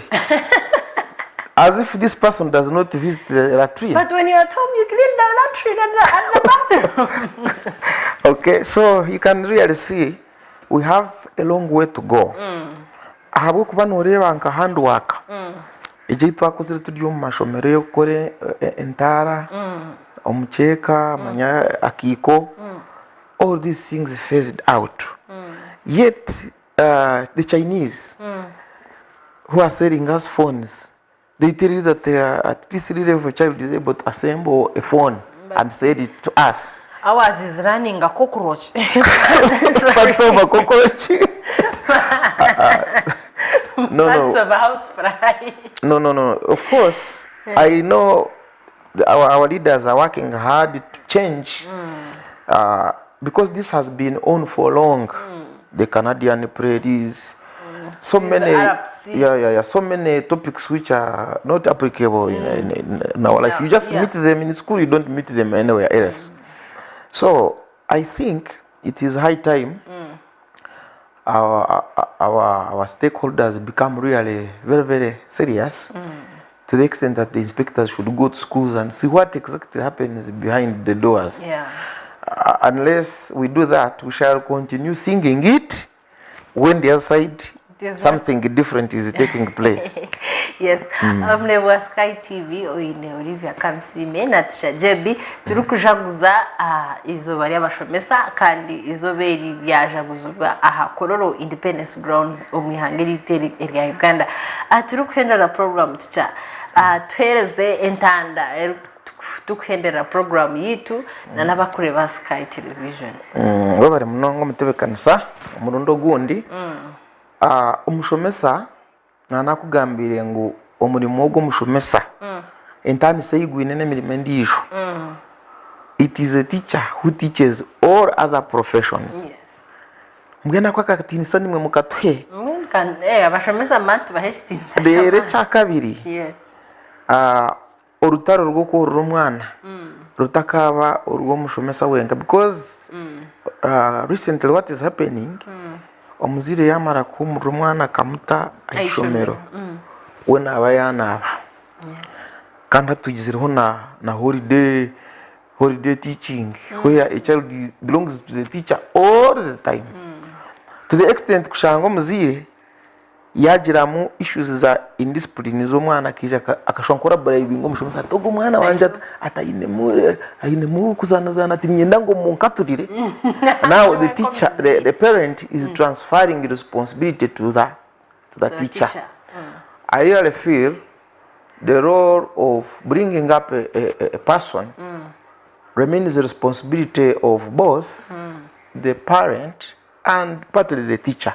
That's why we always had the PTA arrangement, Parent Teacher Association, yes. Such that when the child is at home, the parent plays their part. When the child is at school, the teacher plays their part.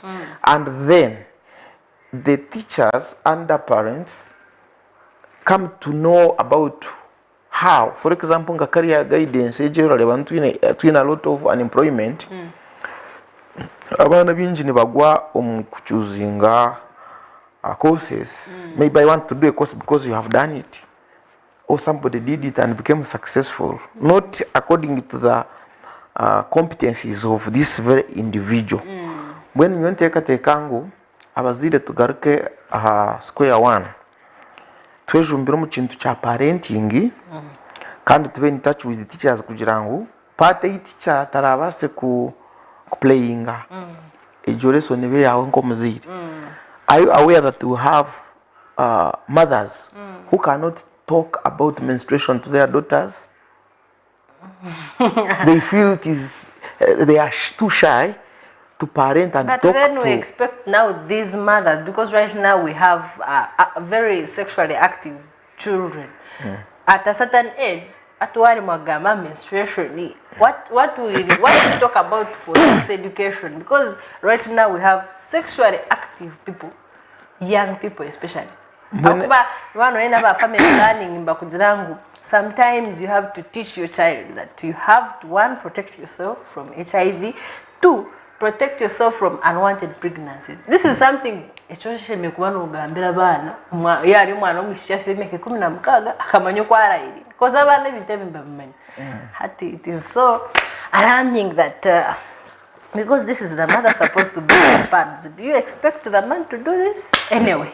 So hati echo chenyine chiwambuze cha echentanda necho kugira ngo twagira society y'abantu abatashomire ninga batashomireje. It is endangering our future generation, where we shall see more criminals and these disoriented people. You see, we have had the bad vices which we used to not be part of us, like homosexuality. I know. So, nikimanyisa ngo rutaro orwo kugarura abantu amuramwa ruchikire kandi ruhango, because now we are supposed to face the reality and talk about these bad vices that are coming in. Konga kuturagume twinogo muzire owahinye mekona kaja tati nyo homosexuality nyo nkatenda jumanya rero njigambire nto mwana ninga njimuzibire nta. We need the parent to come on board and the teachers to come on board boldly and talk about these issues. That is what we shall that's when we shall have the value of education. The value of education is not only seen on the certificate but also on the conduct. on the behavioral change of these people we are teaching. Okay. Ya bari mnonga tutajebi, bari mnongo mune bwa Sky TV twine kurugasha hemwe mpaka sha 2, kurugasha 2 mpaka sha 3 nyendeza abashomesa bona umwihangari yona no munsi yona iciro cy'urundi cy'abashomesa. Happy Teachers Day. Ria Sky Television Morning at Sky reka tumureho otarga Sky Television.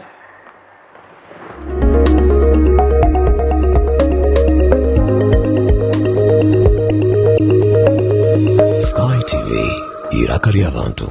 Mugwisha mureguza okyajukira ntiro miji wayini wa 10 atogwaga cheke ebirabo bya Christmas ono tuwulira kyala romiji kagutunda wangisebo wagude dambintu abalaba kwa mbuji romiji wayini kunusu 10 agabude ne Christmas kantu ne romizi yekka si yadiza n'abantu ange ku Christmas. Nywa bunywiro mizi wayini kusingi 10 akasaanikira ne sticker obiteke mu basa owandikako amannya go ne namba z'essimu ogitwale awali agent wa romizi oba emmotoka ezimutambuza osobola kwetaba mukalu lwako okwewangulira solar panel, enkofiira, pikipiki, t-shirt, egaali n'ebirabo ebirala bingi. Romiji 10 yawetuwangula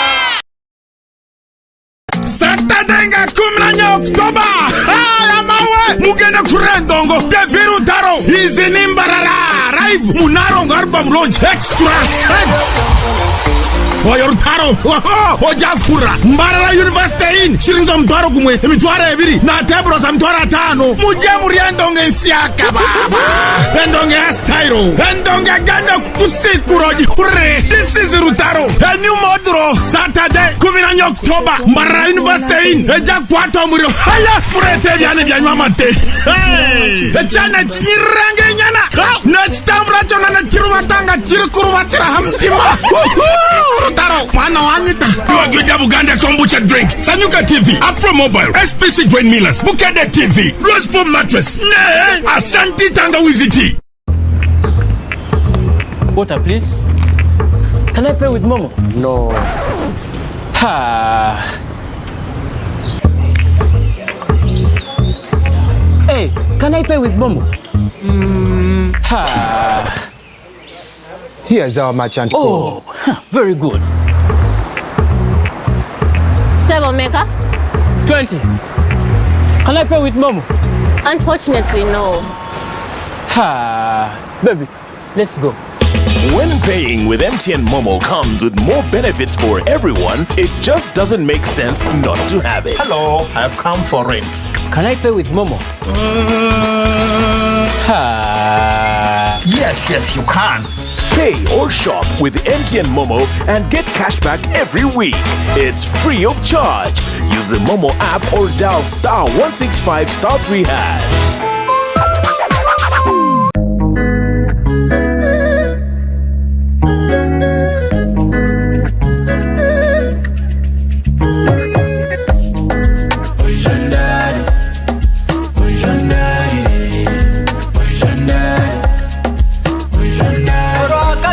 Sibe ni ora mukaga nyowe niwe sande nze kusoma ya mawe wijandari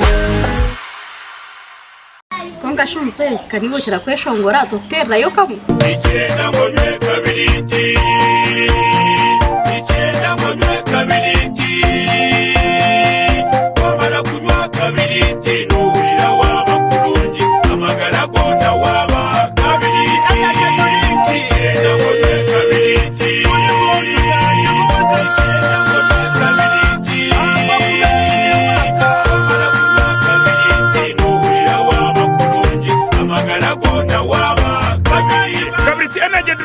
ora kacunshumuro kanywe karakumaririho kandi karanywebwa buri muntu wena abarenda kusubura karyo maduka no masupermarket gono mwihanga eresime yazuru mushanu mushanji 5 9 2 5.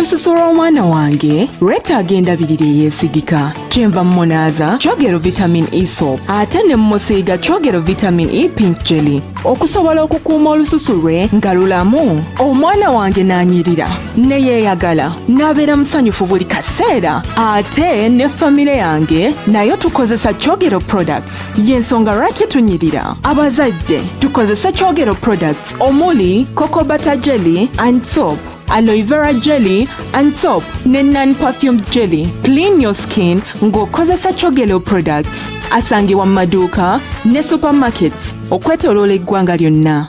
Sky TV yakuletera ekisya omuli bulenje rw'izooba. Oyine emikoro ya buli kika, enkiiko zoona, emikoro y'amashomero, corporate companies hamwe n'ezindi nyamwingi. Nitukumanyisa ngu nitubaasa kukwatira omukoro gwawe butunu aha Sky TV aha kasente kakye munonga, kandi nitubaasa kushanga buruhori. Iwe kyoyine kukora tuhikirire aha ofisi ziitu aha Makrista Road hihi na Kabateri ne Primary School omu Rurembo Mbarara, ninga tuterere simwezi Note mushanju 895353 sanyu lya kazero tugenda kwevuga ne kazero lino lyessanyu ly'omwaka nyabo ssebo wenywere kazero wangula ebirabo kebera wansi wakasanikira kyolaba kyowangula. Mulimu pikipiki, egaali, enkofiira, t-shirts, ambuleera ne ssente enkalu, emotoka Toyota Pulimo empya tuku. Just kunywa kazero. Wetabe mu ssanyu ly'omwaka onywa kazero kombucha drink ne kazero dawa tea. Kebera mukasaanikira kyosangamu kyowangula. Musange mu maduuka mu ggwanga lyonna. Just kunywa kazero. Wonna wosinzira okubanga ate olaba programu yaffe manya omuntu wo. Manya omuntu wo nekuleetera emboozi z'abantu oleba okushasha okuba lukurabamu. Motoka yantomerera mu kkubo, yansinkana mu kkubo ssaawa nnya ez'okumakya nentomera. Okuva olwo n'okutuusa kati siwananga. Entuura yaabo n'ebindi. Nentandika okujjanjabisa naye nga ebyenkozesa nga mbijja Kampala. Ng'ehoima tebiriyo n'ekibuga nga tebiriyo n'emusozi nga tebiriiwo. Nangwa n'aba babiri bariho barikutebya emboozi zitari zimwe na zimwe. Ekyanzijja emuyenje oba ebukomero twadduka lutalo. Olutalo bwe lukuddusa ova emuyenje? Nva emuyenje ngende Gomba naye bo baali baava Rwanda. Baava Rwanda? Nange tombuuza bajja ddi. Lwaki sikubuuza bava ddi? Tombuuza kye kyabaleeta nange neesanga ndi nabo wano. Buli lwakana shaha 3:4 kuhika 4:4 otaferwa programu manya omuntu wo. Nange omweza wa Frank Mswata.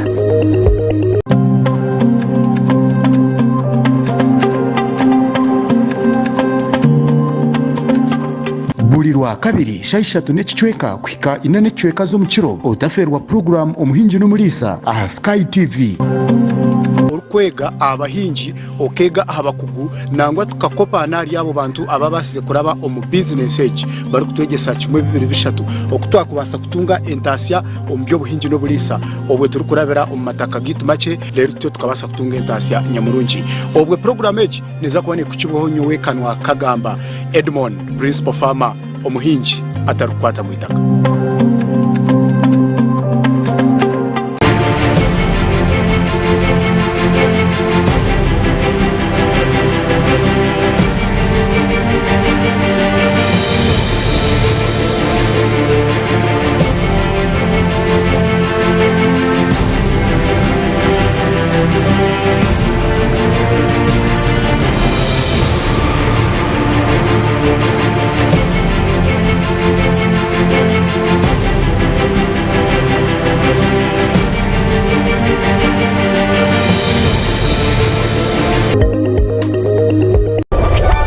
Bulirwa mukaga shaha mukaga okusya munana zihangwe otaferwa program education and patriotism nanye Vincent Mujinyagwijwa turukuretera abantu omu bintu bitari mwe na mwe ebikwatirine nebyo bwegese no kukunda ihanga ryawe nibakwegesa ibyo kubasa kundo mu ihanga okabasa kubishemererwamo kandi okafuna ne muri ebyo ruho no shoma ninga shebe washomere Sky TV irakari y'abantu.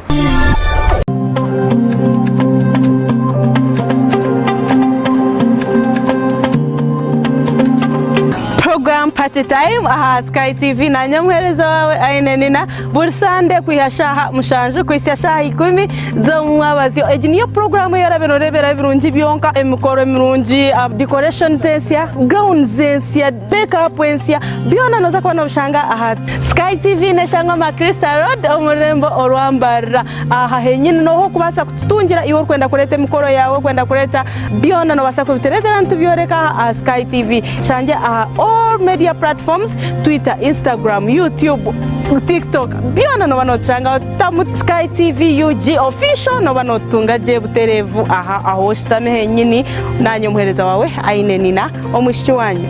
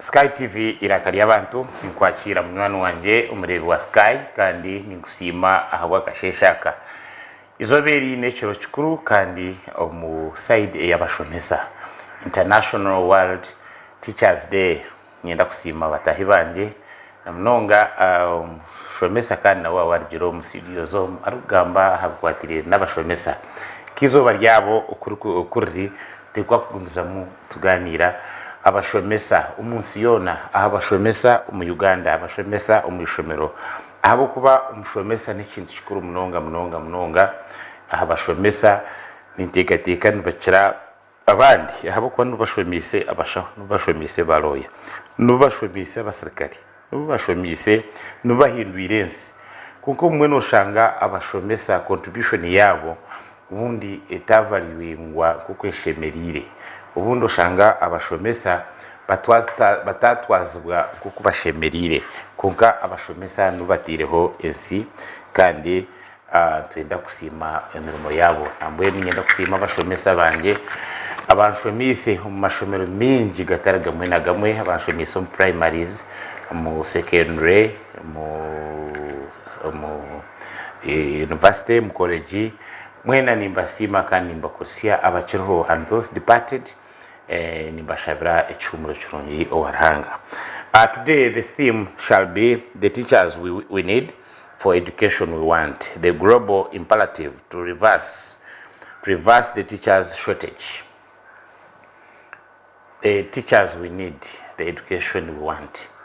Abashomesa abutrukwenda nubo okushoma okutrukwenda.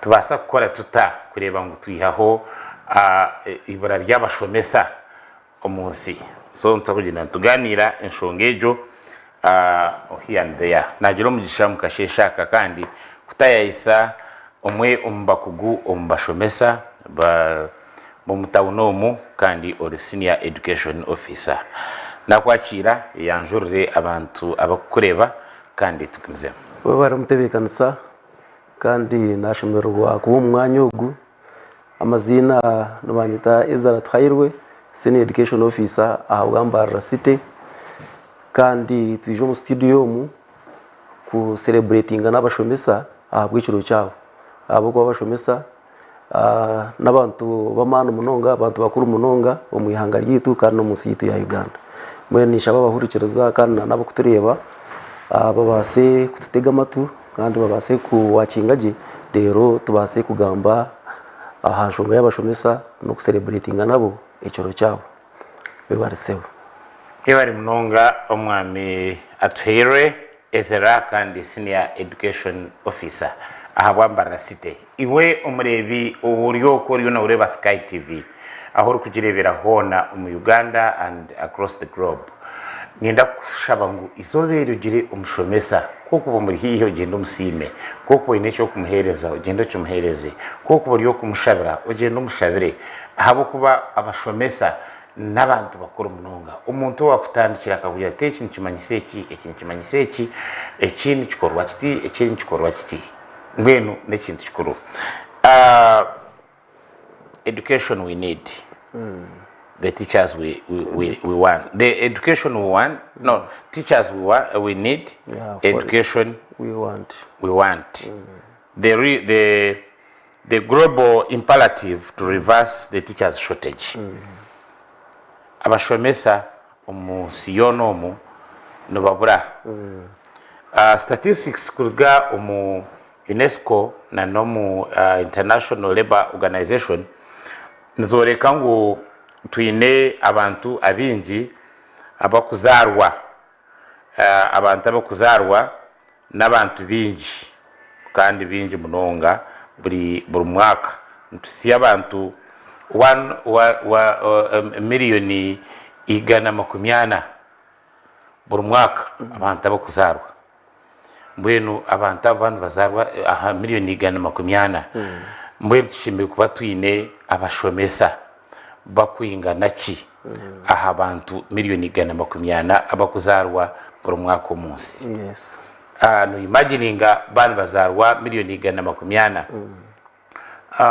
ntazarwa izoba ntazarwa bakwingana ki umudakika ntazarwa bakwingana ki umusekendi ntazarwa bakwingana ki ebyo bituretere twamanya enamba y'abashomesa abuturikwenda ko kuza mu mashomero nkagambara City twine abashomero agine abana towards 5000 abo bashime kuba bina abashomesa bakwingana ki what is the ratio teacher student ratio or teacher pupil both secondary and primary universities abashomesa bashime kuba bingana ki ahabana twine abantu binji abana binji maybe abani physically impaired mentally impaired twine aba batarukurebaje classes ebyo ntwenda nabyo tubirebe tumanye challenge y'umushomesa yarkurabamo umubwinji bw'abana tusheme kuba twine abashomesa bakwingana ki abakwan tureba ngo abashomesa tubine kugira asimu ya today abashomesa aba nuba hajirwa bata nubahebwa bihembo ki ebikushana na nemurimo gwabo bakora benda kusima government eji ijo turebire yarga yagira ngo abashomesa ba science yabahereza miliyoni ziryo muri ina ningi ibiri miliyoni ziryo muri miliyoni ina aba science aha kandi boba ati kandi ubona nabazumwisha umukoreje mwe nabashomesa subjects zimwe no kirabe kiri curungi konka on the other hand chini challenge kashaba primary umushomesa primary urukushomesa ukubara na science ukagira we nabarwe kandi science yarukushomesa niyo kurga mu science eyo asimi yarukushomesa twenda turebe aho abashomesa nibahumura ryari hateri genda abashomesa natandika shaha 11 z'akashisha imuka zo mu class shahi 12 aine ziba kwita remedios then atandika no mu classes then argo touch bahoza break za lunch mwe kagenda n'ibicendera nahebwa mpera ki twakwakira nka senior education officer twenda tumanye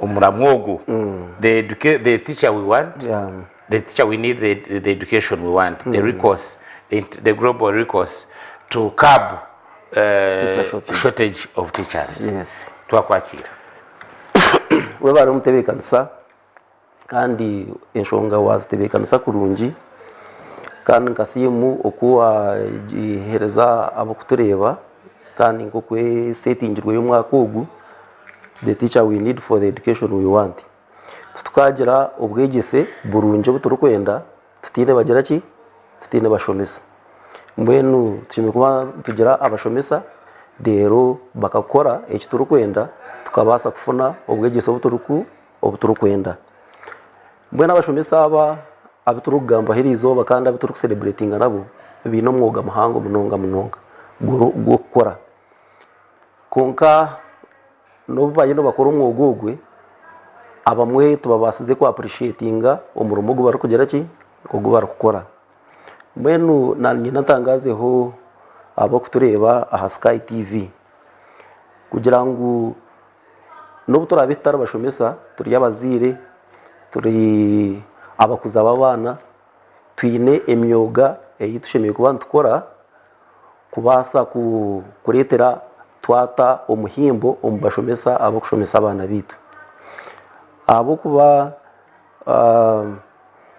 omushomesa ogoro kureba no wamara ubwire bwinje na nomweji wano reba umwaka ayitwine amezi 12 no shanga ngo tamu yo kubanza omushomesa na heza nabana amezi 3 tamu ya kabira amezi 3 tamu ya gashatu amezi 3 mwena gurugagari amezi 9 amezi 12 so chukoreka umurumo muhango ogumushomesa arukora aha beji mbene kitwe community tukakora ki mega shwangu twagarra mamani abashomesa bitu abo kuba okubara kwa bashomesa ni nembera zibar kurabamo umushanga umushomesa nakora umurumo ayekundire konka abo kumusima tabagizire ki tubaro mbenu kutwakubasa kuronda emahanda eyitwakubasa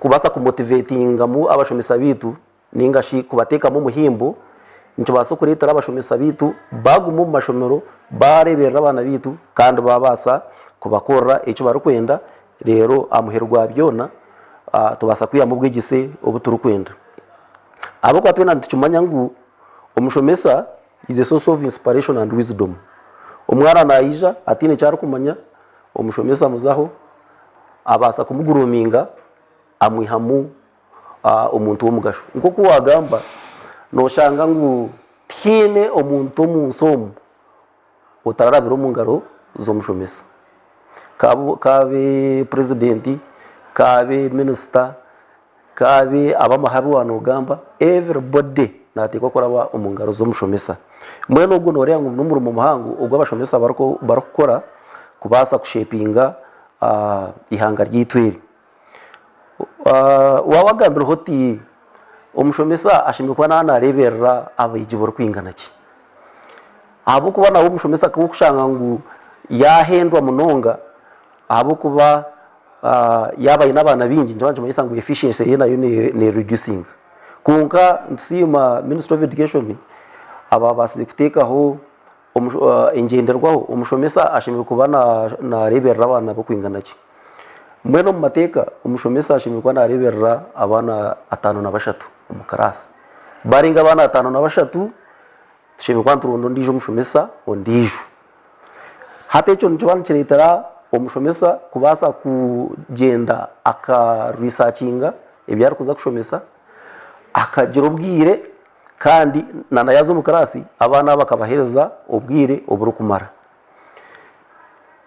kuko kushanga ngo umushomesa ina abana bingi kibanje mayisa ngo tarahereze murumo ogwashimikwa nakora naza kuririra abana abo kuba ayi no kureberera aba bana bingi so icyo kiretera ubwegese bwito buturukwenda bwaguma kahi bwaguma hansi abo ko mushomeso nabatahereza ikibe kuba ni recommended for the learner so kunko mwe nono shanga ngu ahabwa embera yiturumu uza kushanga ngo abashomeso mwe tubari enough nko kuwa kigamba to reduce or to reverse the teacher shortage abashomesa niba training mu makolleges bija bazo field konka ni byinji ebyo kuretera abashomesa batabasagumizamo nemirumo yabo haza nibyo nibyo turukwenda kugambaho kugira ngo abashomesa babase guma mu mashomero tubase kugira abashomesa bingi abarabase kureberera eje nambe yo wagambiye abana bari kuzarwa on a daily basis rero tukabasa kugira ubwegese obutushimiye ku bantu tugera icyo kubanza cyabyona iyo nko muzire ningashe ngo mukuza umwana uyu no mwuga mahangu wo kusima umushomesa w'umwana wawe abo ko umwana yagenda mukasheshe yagaruka mu mwazyo kandi waza kushanga bashanga ngo umwana okuyagenda hine ikiyayongerwaho mu mwazyo umwana nagenda takumakura musya abazirebe yaza kugaruka ureba umwana na ramusya abazirebe cyanje mwesa ngo hiyakegera nkaye ayishomero kandi wacu mwegesano no mushomesa mbwenu kuwa kugera kire ukagira uti ukahika ishomero ninga shoka muterera kasumu ukagira uti omwegesa umwana wanje webare kureberera umwana wanje abukuba ayegenza atarakumanye iki konka yagaruka namanye iki kunko mwe no shanga ngo abakuzaba abana ninga shabazire abana tubakwenda kumanya umwuga gwo mushomesa ari kugera ki arukora kandi umutebekana sanyenda kugambira abashomesa abana bakuru mu rumugwarhanga abo kuba ruhanga no yabira umushomesa wo kubanza nana washoma umbiburi Petero jurisha tumushoro kubanza aho kugira ngo abashomesa umwirinde Yakobo jurisha tumushoro kubanza ntagira ngo umwirinde ngabo kubimo muracu rw'imsha urubanza kucira abandi so noreba ngo bakora mu muhango uguruhanga yatsigiri so abakuza abana n'abaziri kuba kugira huka time bakasima abashomesa kandi mu kubasima tubaso kubasima imiringo itarakushana nimbaso kutambara nza yishomero ndeba umushomesa w'umwana wanje nje nti mwegesa we bari kureberera umwana wanje ahabo kuba katarakumanye iki hata namanye iki ahabo kuba akaba nakora kubi hata nindeba okukora kwe kugera ki nukweyongera kubonera hata icyo kigarara mu mushomesa amagera ki amani konko mwe no shanga ngo umushomesa yakora umurimo gwe hagira of course umukore yitu takavara kugira ebyabamo umushanga umushomesa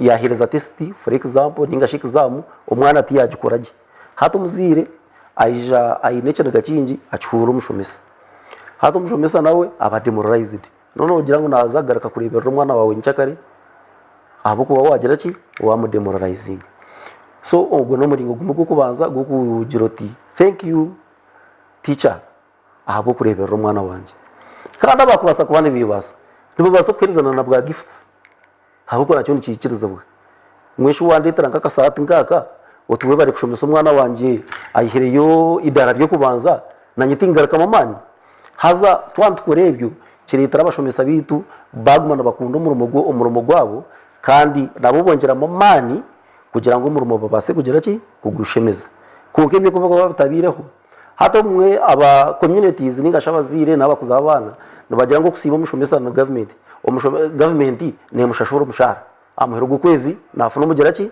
umushara mwe ndati nyowe umurumo gwanje ndugwanze kunze kusiba umushomesa hati icyo kiretera umutindo gw'abashomesa gwagaraka nkahi gwagarakanza kuva ko nagambara ngo abashomesa nibakunda umurumo gwabo umwe ebyo tubakugira ki tubakubiriyemo ecya kandi nanibuka omungaro z'abashomesa hariho nka scenario zo kwijuka izabashomesa bagize ki bakorabizemo mwe nito imwe abaturikirize ningashabara kutureba Sky TV tukaragamo twaba ba education officers tukaragamu twaba ba engineers twaba ba doctors kuwa kugira izo barumwe ukagenda ukareba umushomesa wawe ugwe owakushomise ukagituwe bari ahabo kuba ubunabire ndyo mwishomero nkaba ninza kutwaza umuringo gutashikire kunka wampugura nazo umuhanda murungi hati ndi doctor nacho kigarara mu mushomesa amagera ki amani because abashomesa okushemererwa kwabo nabakurebera omu products ezibashohwize nyoko inko bashomisa abana nkaza kushanga ombero byo mijo nkashanga baraba doctor baraba engineers barya bashomesa nkitwe tugaruka mamani kucara kushomesa omweji kandi cyubanura ba umutawu nomu ukaza kushanga nko mwebaziyo ukashanga wakwatire omusyo atezo ine zigire ki zirete mwe nakubire ni imvabara abakuture ba Sky TV kugira ngo no mwoga gwa buri muntu wene ahabo kuba twena tukarabo mikono y'abashomesa kugarakayo tukasima abashomesa bitu ahabwe imirimo yo bagizire ki eyo batkorire echa kandi ni intekatika nyo mu ntekatika yanje ningira ngo hasi yigura kino yino bwenge kusinga umushomesa abo kuba itwa bashomereho ningashimwa bashomereho omukuzarwa ko muntu actually from the time of conception ubwo mwana yatandika kwangwa omunda yanyina abone bajangu that is when learning begins omwana yatandika kwangwa omunda yanyina konka hariho educationist owagizire ngu omwana nazarwa with an empty threat atine kintu cyonde kimuhandikire aha mind and the moment yeza kuzarwa ati hatatandika kwega emurugamba bugumane bahandikwa aha paparaze yezo bwonko aha paparaze yezo bwonko so uko nako no kwega kandi abashomesa aba omutebekanza umushomesa nabaso kwita omweji nabaso kwita omweji yaba tamuhereze cyaro kugera ki ecyaro kwenda kunka ningira ngo abo tubarza mu iguru kandi ntekateka ngo abo tutubine omuferdi zito no twagerera ngo Yakobo eshurisha tumushoro kubanza bajya ngo imwe bashomesa muyerinde ngo abo ko muri yagira ebihendeso byo kicere by'abandi kugira okumwakora isekuri umwuga gwabo go bushomesa habo ko mushomesa nuwari no mwuga go kugunjura umuntu giye ninga akamuhabisa munonga so noreba ngo abashomesa bino mwogogwe naza kushepinga umwana actually kinko banizo mu mashomero ni ndabo mu mashomero mu myuga yito yo kurabo mu mashomero kureba ebyokorwayo ninjira kuba nimbuza ba headmaster kuwa ko ina abashomesa barungi abashomesa bora barungi konka kurigire imbere ziturukuturamo umwe embera ze turu bushomesa ya yango mu rumugwe yahindura kuzira kitashimye kwanje gera ki ni cikorwa mwe nimba nimbuza ba headmaster kuwa ko ina abashomesa barungi ukabateka mu kibina kiha atahungira responses nyingi uzakushaka jango obede master mati nyona afuro umushomesa mu nayi umushomesa mu niza kumukwata mutekenga mu kibina cya mushanju konko bwa muteko mu cya mushanju ahansa haba harukubi ubwo umushomesa naza kushomesa abana bo bafundike barakwenda but there are those who give correct responses according to me atunyona nyina abashomesa barungi umwe niza kumuteka mu kibina cyo kubaza ondije umuteke mu kibina cya kangahi cya mushanju mubuza ntabwaje ato mu kibina cyo kubanza no musingi umusingi guguba gutaraho cyangwa mbese ngo ndahigura turasharu ebyo rukugera ki ebyo rukwenda mwe nakube ni mpega abashomesa hati abo kuba nango obutwire bwingi no shanga ngo nko mutayo setting home abazire no bafayo kurebera abashomesa babana babo analike in the village settings kongo mutawo nomo aho kushanga ngo abazire betegerize umushanga ngo bateka muza remedies z'wano gera ki ezwano gamba hazo umushomesa kakushomesa ka remedio cyo banje manyisa ngo omuzire yamuhereza umutugwa sabuni nago kugenda kozya ki isati yeye ninga shimpare ninga kitete yake cyumuhereza amugurira kashukari ubwo bwaramu abashomesa amagera ki amani babasa kuro murumo murungi nico rukurebera ngo urban schools nizikora gye kusinga rural schools ahabukuba hine ebirungo by'abazire barakuteka omu bashomesa bakabasa kwongera aha mirimo yabo bakubana bagira ki eyo bakubana bakora kunga ko kushanga ngu abazire bajya apana abashomesa nabashashurwa umushara mbwenu bashimirwa n'abakuru umurimo yes nabazagukora kunga tabakahika aharyabo ahabazire barakongera amaru ka incentive ninga shika motivation dera abashomesa bakabasa nabo kongera amamani gukora umurimo gwabo. Okay. Murebe wa Sky TV tukiri ahashonga y'abashomesa kandi izoberi twena nuticumanya ngo nizoba y'abashomesa umunsi yona umushomesa twamurebere kandi umushomesa tatandikire nyuma wabaziyo Yesu Kristo bakabani bamweta Rabbi amakuru gacho kumanyisa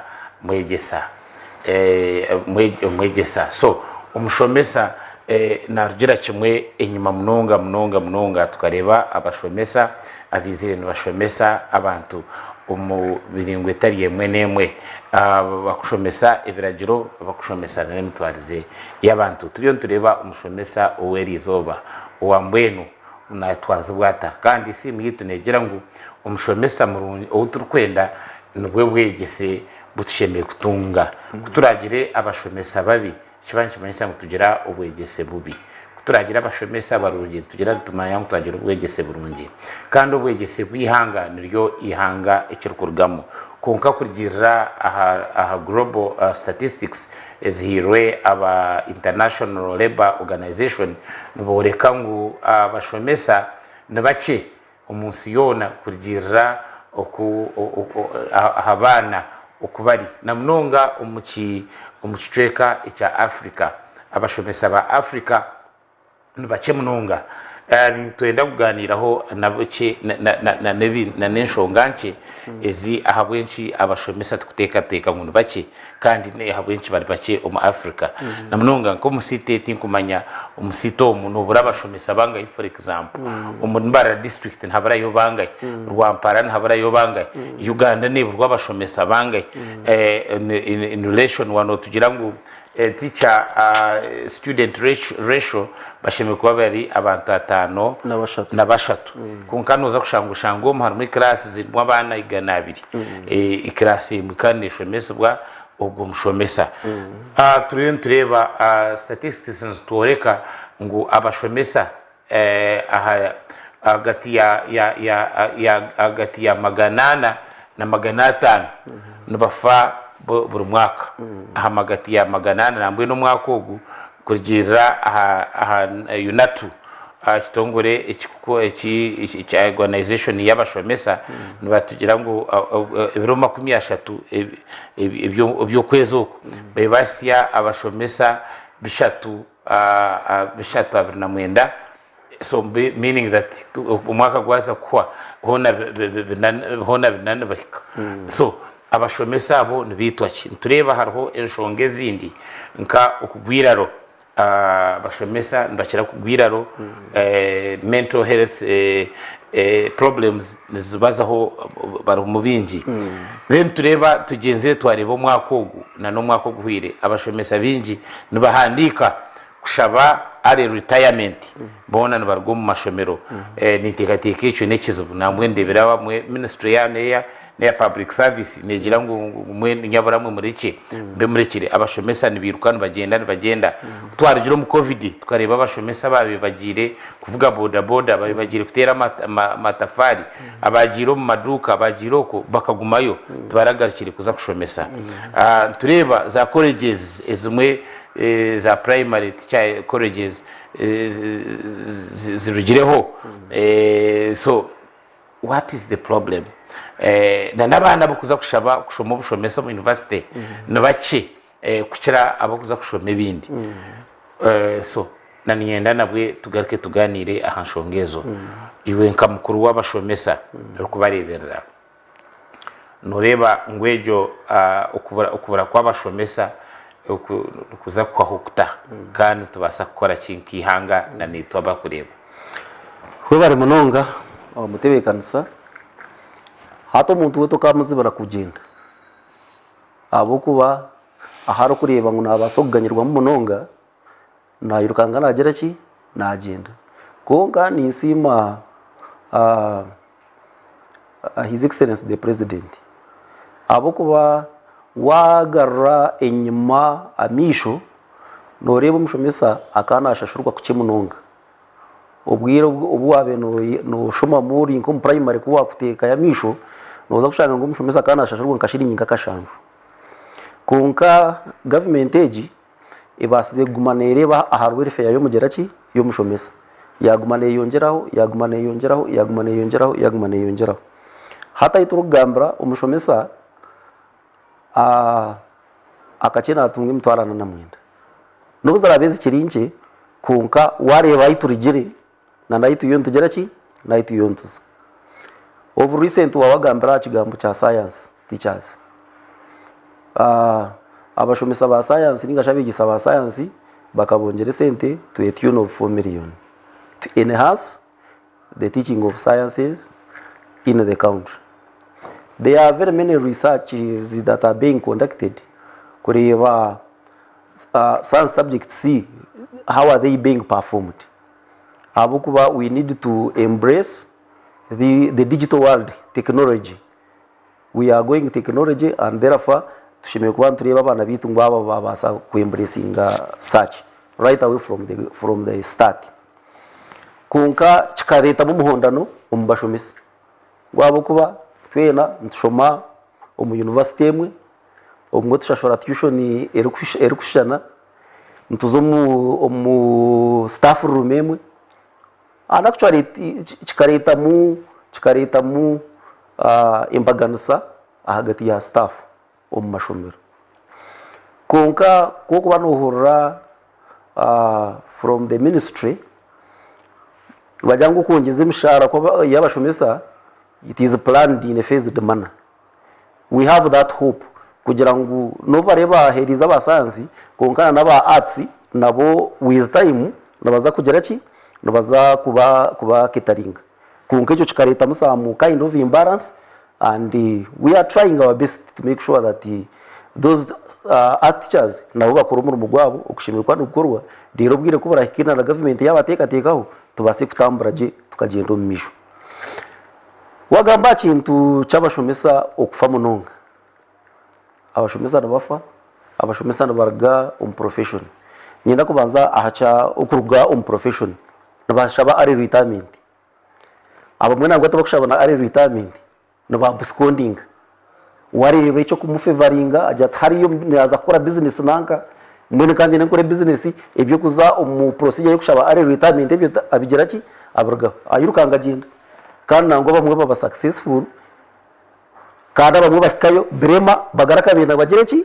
bagaruke mwen ngo kunana agambire those incentives muzibasa kuturetera retention yabasa kweyongera retention of teachers in the teaching profession abo kuba washanga ngo omushomesa aine capacity yo kubasa kushomesa umwana we capacity naza kujenga government yake kumuhereza umushara na nabaziro mwe bagira ngo abashomesa bitu nitwenda tubongereho ekintu cyo kwingana kiti achi government eri kugera ki eri kubahereza cyabanje mesa ngo umushomesa nawe yagira capacity nabasa gukora nabasa kushashurira umwana we fizi kandi umushomesa kako bashashurira umwana we fizi agira settled mind yo kubasa concentrating aha mwana wayo nagira ki uwari yo nashomesa so ndeba ngo okurugamo kw'abashomesa mu profession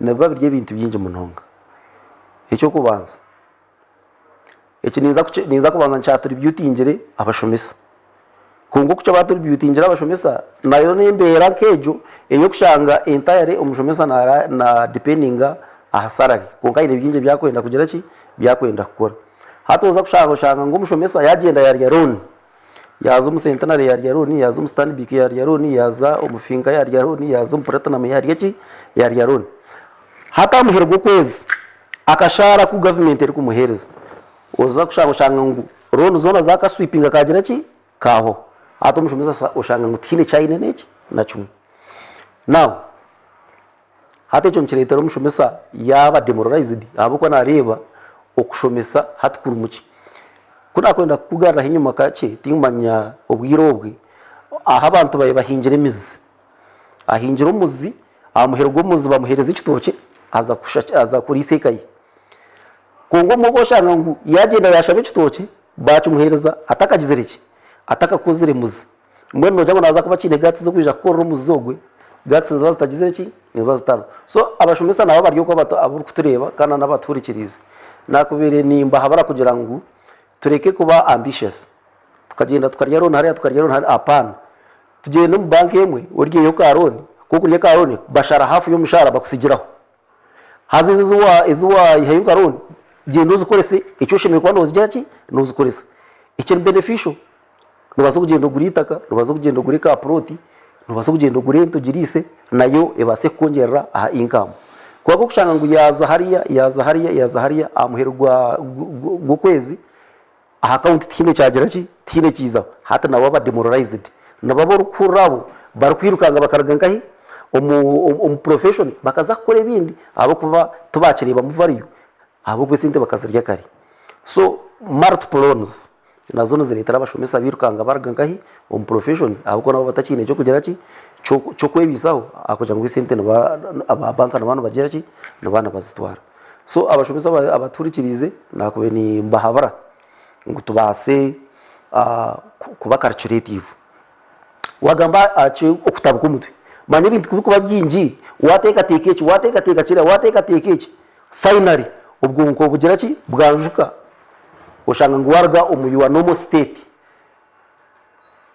but the ministry kwabireho covid ubire bwa covid ministry has come with a program izire nayo niyo kuyamba abeji hazum kuyamba abeji nyoni ndeba ngo neza kuyambana n'abashomesa every learning institution primary secondary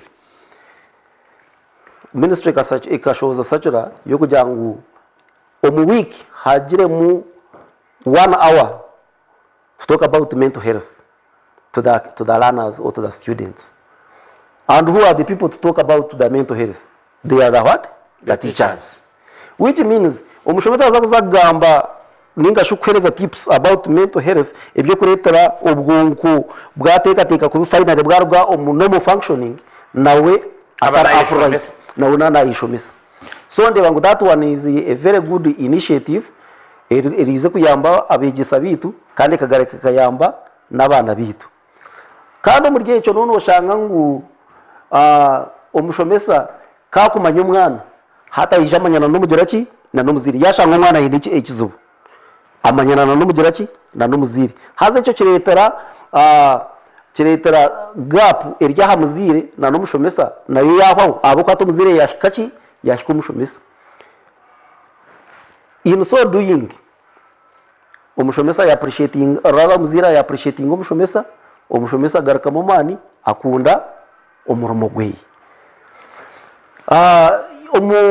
nkambara district hamwe na Nambara city tuine mu ekitongore kitari cya government icyo ro kuyamba abana kugira ubwungu buri kuteka ki ningashi okwiyaho okweyinamirira umubana kandi abo kubana bagamba n'abana n'abagira ki n'abashomesa kitongore cyo nabakita strong minds Uganda omusitomu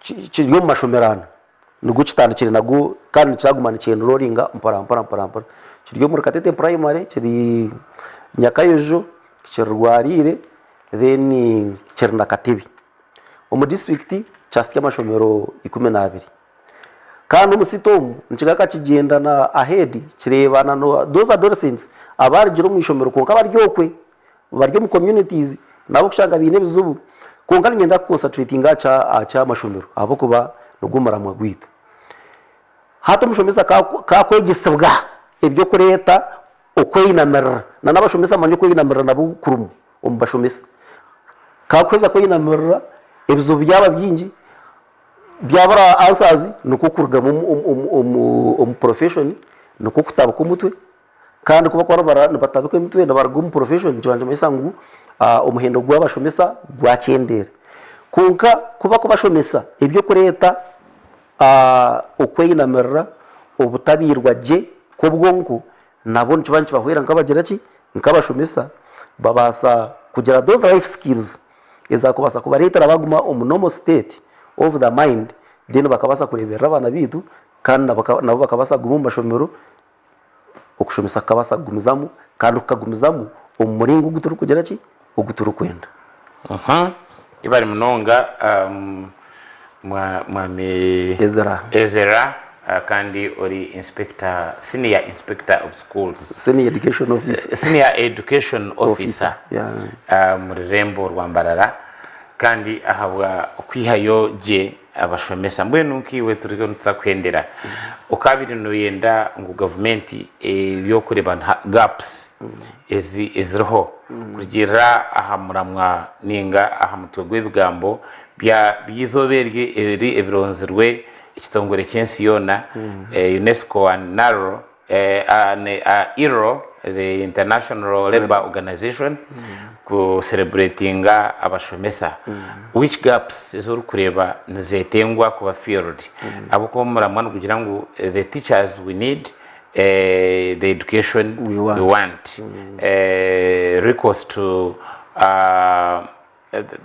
the shortage of teachers in our schools noreba ngo ntabaraho gaps chiz kubenda ngo zifiringwe umkwenda kundisa abashomesa already abari umushomesa n'abashomesa kwenda kundisa abashomesa abana batakasho abari no bashoma kwirukangira ubushomesa kwenda ku appreciate insana society no mushomesa actually harwa abantu bashatu abense kujoga umuntu wano enda kugamba utumwene ndiyo mworo najuti ndiyo mpolisi wano enda kumanyisa gutinyinemo rero uranda ujota utekito ikamyoti ninke yabashomesa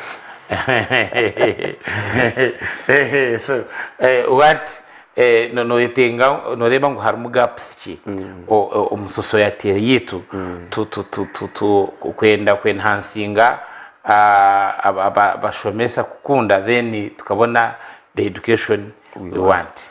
Thank you so much. Nyina kwaza kutana cyaje kugira ngo nkite cika minke yabagera ki kiyabashomesa eje kirgi ngambe yakari abo kuba abashomesa bakaba jwara na za rugabiri unkita je ajwara sore cikama kunka tubo bashomesa bitwine hati abo kwa nyewe mbushomesa mbimaze imyaka yanjye 15 kandi haza hunka ene gathering y'abashomesa hatu twine celebrations za bashomesa ahari unit grounds ngenda utamburukiho urebe motoke ziparkingira hwaho neza bagera ki neza bashomesa so abashomesa tubakira bariya kugira ngo turya boro tujware nkito zikikama apana nitwe tukiga kweyihayo and we are moving on with the community. Now for the gaps to better the teaching profession, it begins with planning. If the local governments do not plan, then the ministry will not know the gaps that are within the local governments. So, nka education departments and any other department, ekitime kukora no planning. For example, tukamanya abashomesa twine bangahi kandi abana twine bangahi ngwe na gaps twine nzingahi. Ekyo tukimikwantu chumanya tukachuru reportinga, then the ministry ikamanya the gaps that we have, then tukabasa kurobinga for the wage bill. Aho kwa kutukwa tine wage bill na nabashomesa tabako ba recruited kandi ba recruiting ngo ba shashuriki. Kunka, I have always talked with some of the officials from the ministry whenever they would come. Obumenche byo mu district. Mbere mu district ka education officer. Na ba promoted senior education officer ni jo mu city. Kunko mbere ya district tubentukira kugira some of the government officials, especially from the Ministry of Finance, Ministry of Education, barakwenda kureba implementation of the guidelines. Hato mu guidelines na Ministry mwe nayo netwenda amani. Abo kwa guideline netugambara ngu primary ene eberasi mushanju P1 to P7 akache shimikwa nebina abashomesa 8 including the head teacher. Hazo mbashomesa 8 abo omwene head teacher substantive, audition deputy substantive, bashatu abashomesa bashatu baryarengurwa senior education assistants, abashomesa bashatu baryarengurwa education assistants. Konkati ejo guideline iba ko to implementing, but we cannot implement because at the same time the wage bill. So ozakushanga ngu nanabashomesa ko mu field bar disugranted because umushomesa shomise myaka 20 kunkachitura ari education assistant.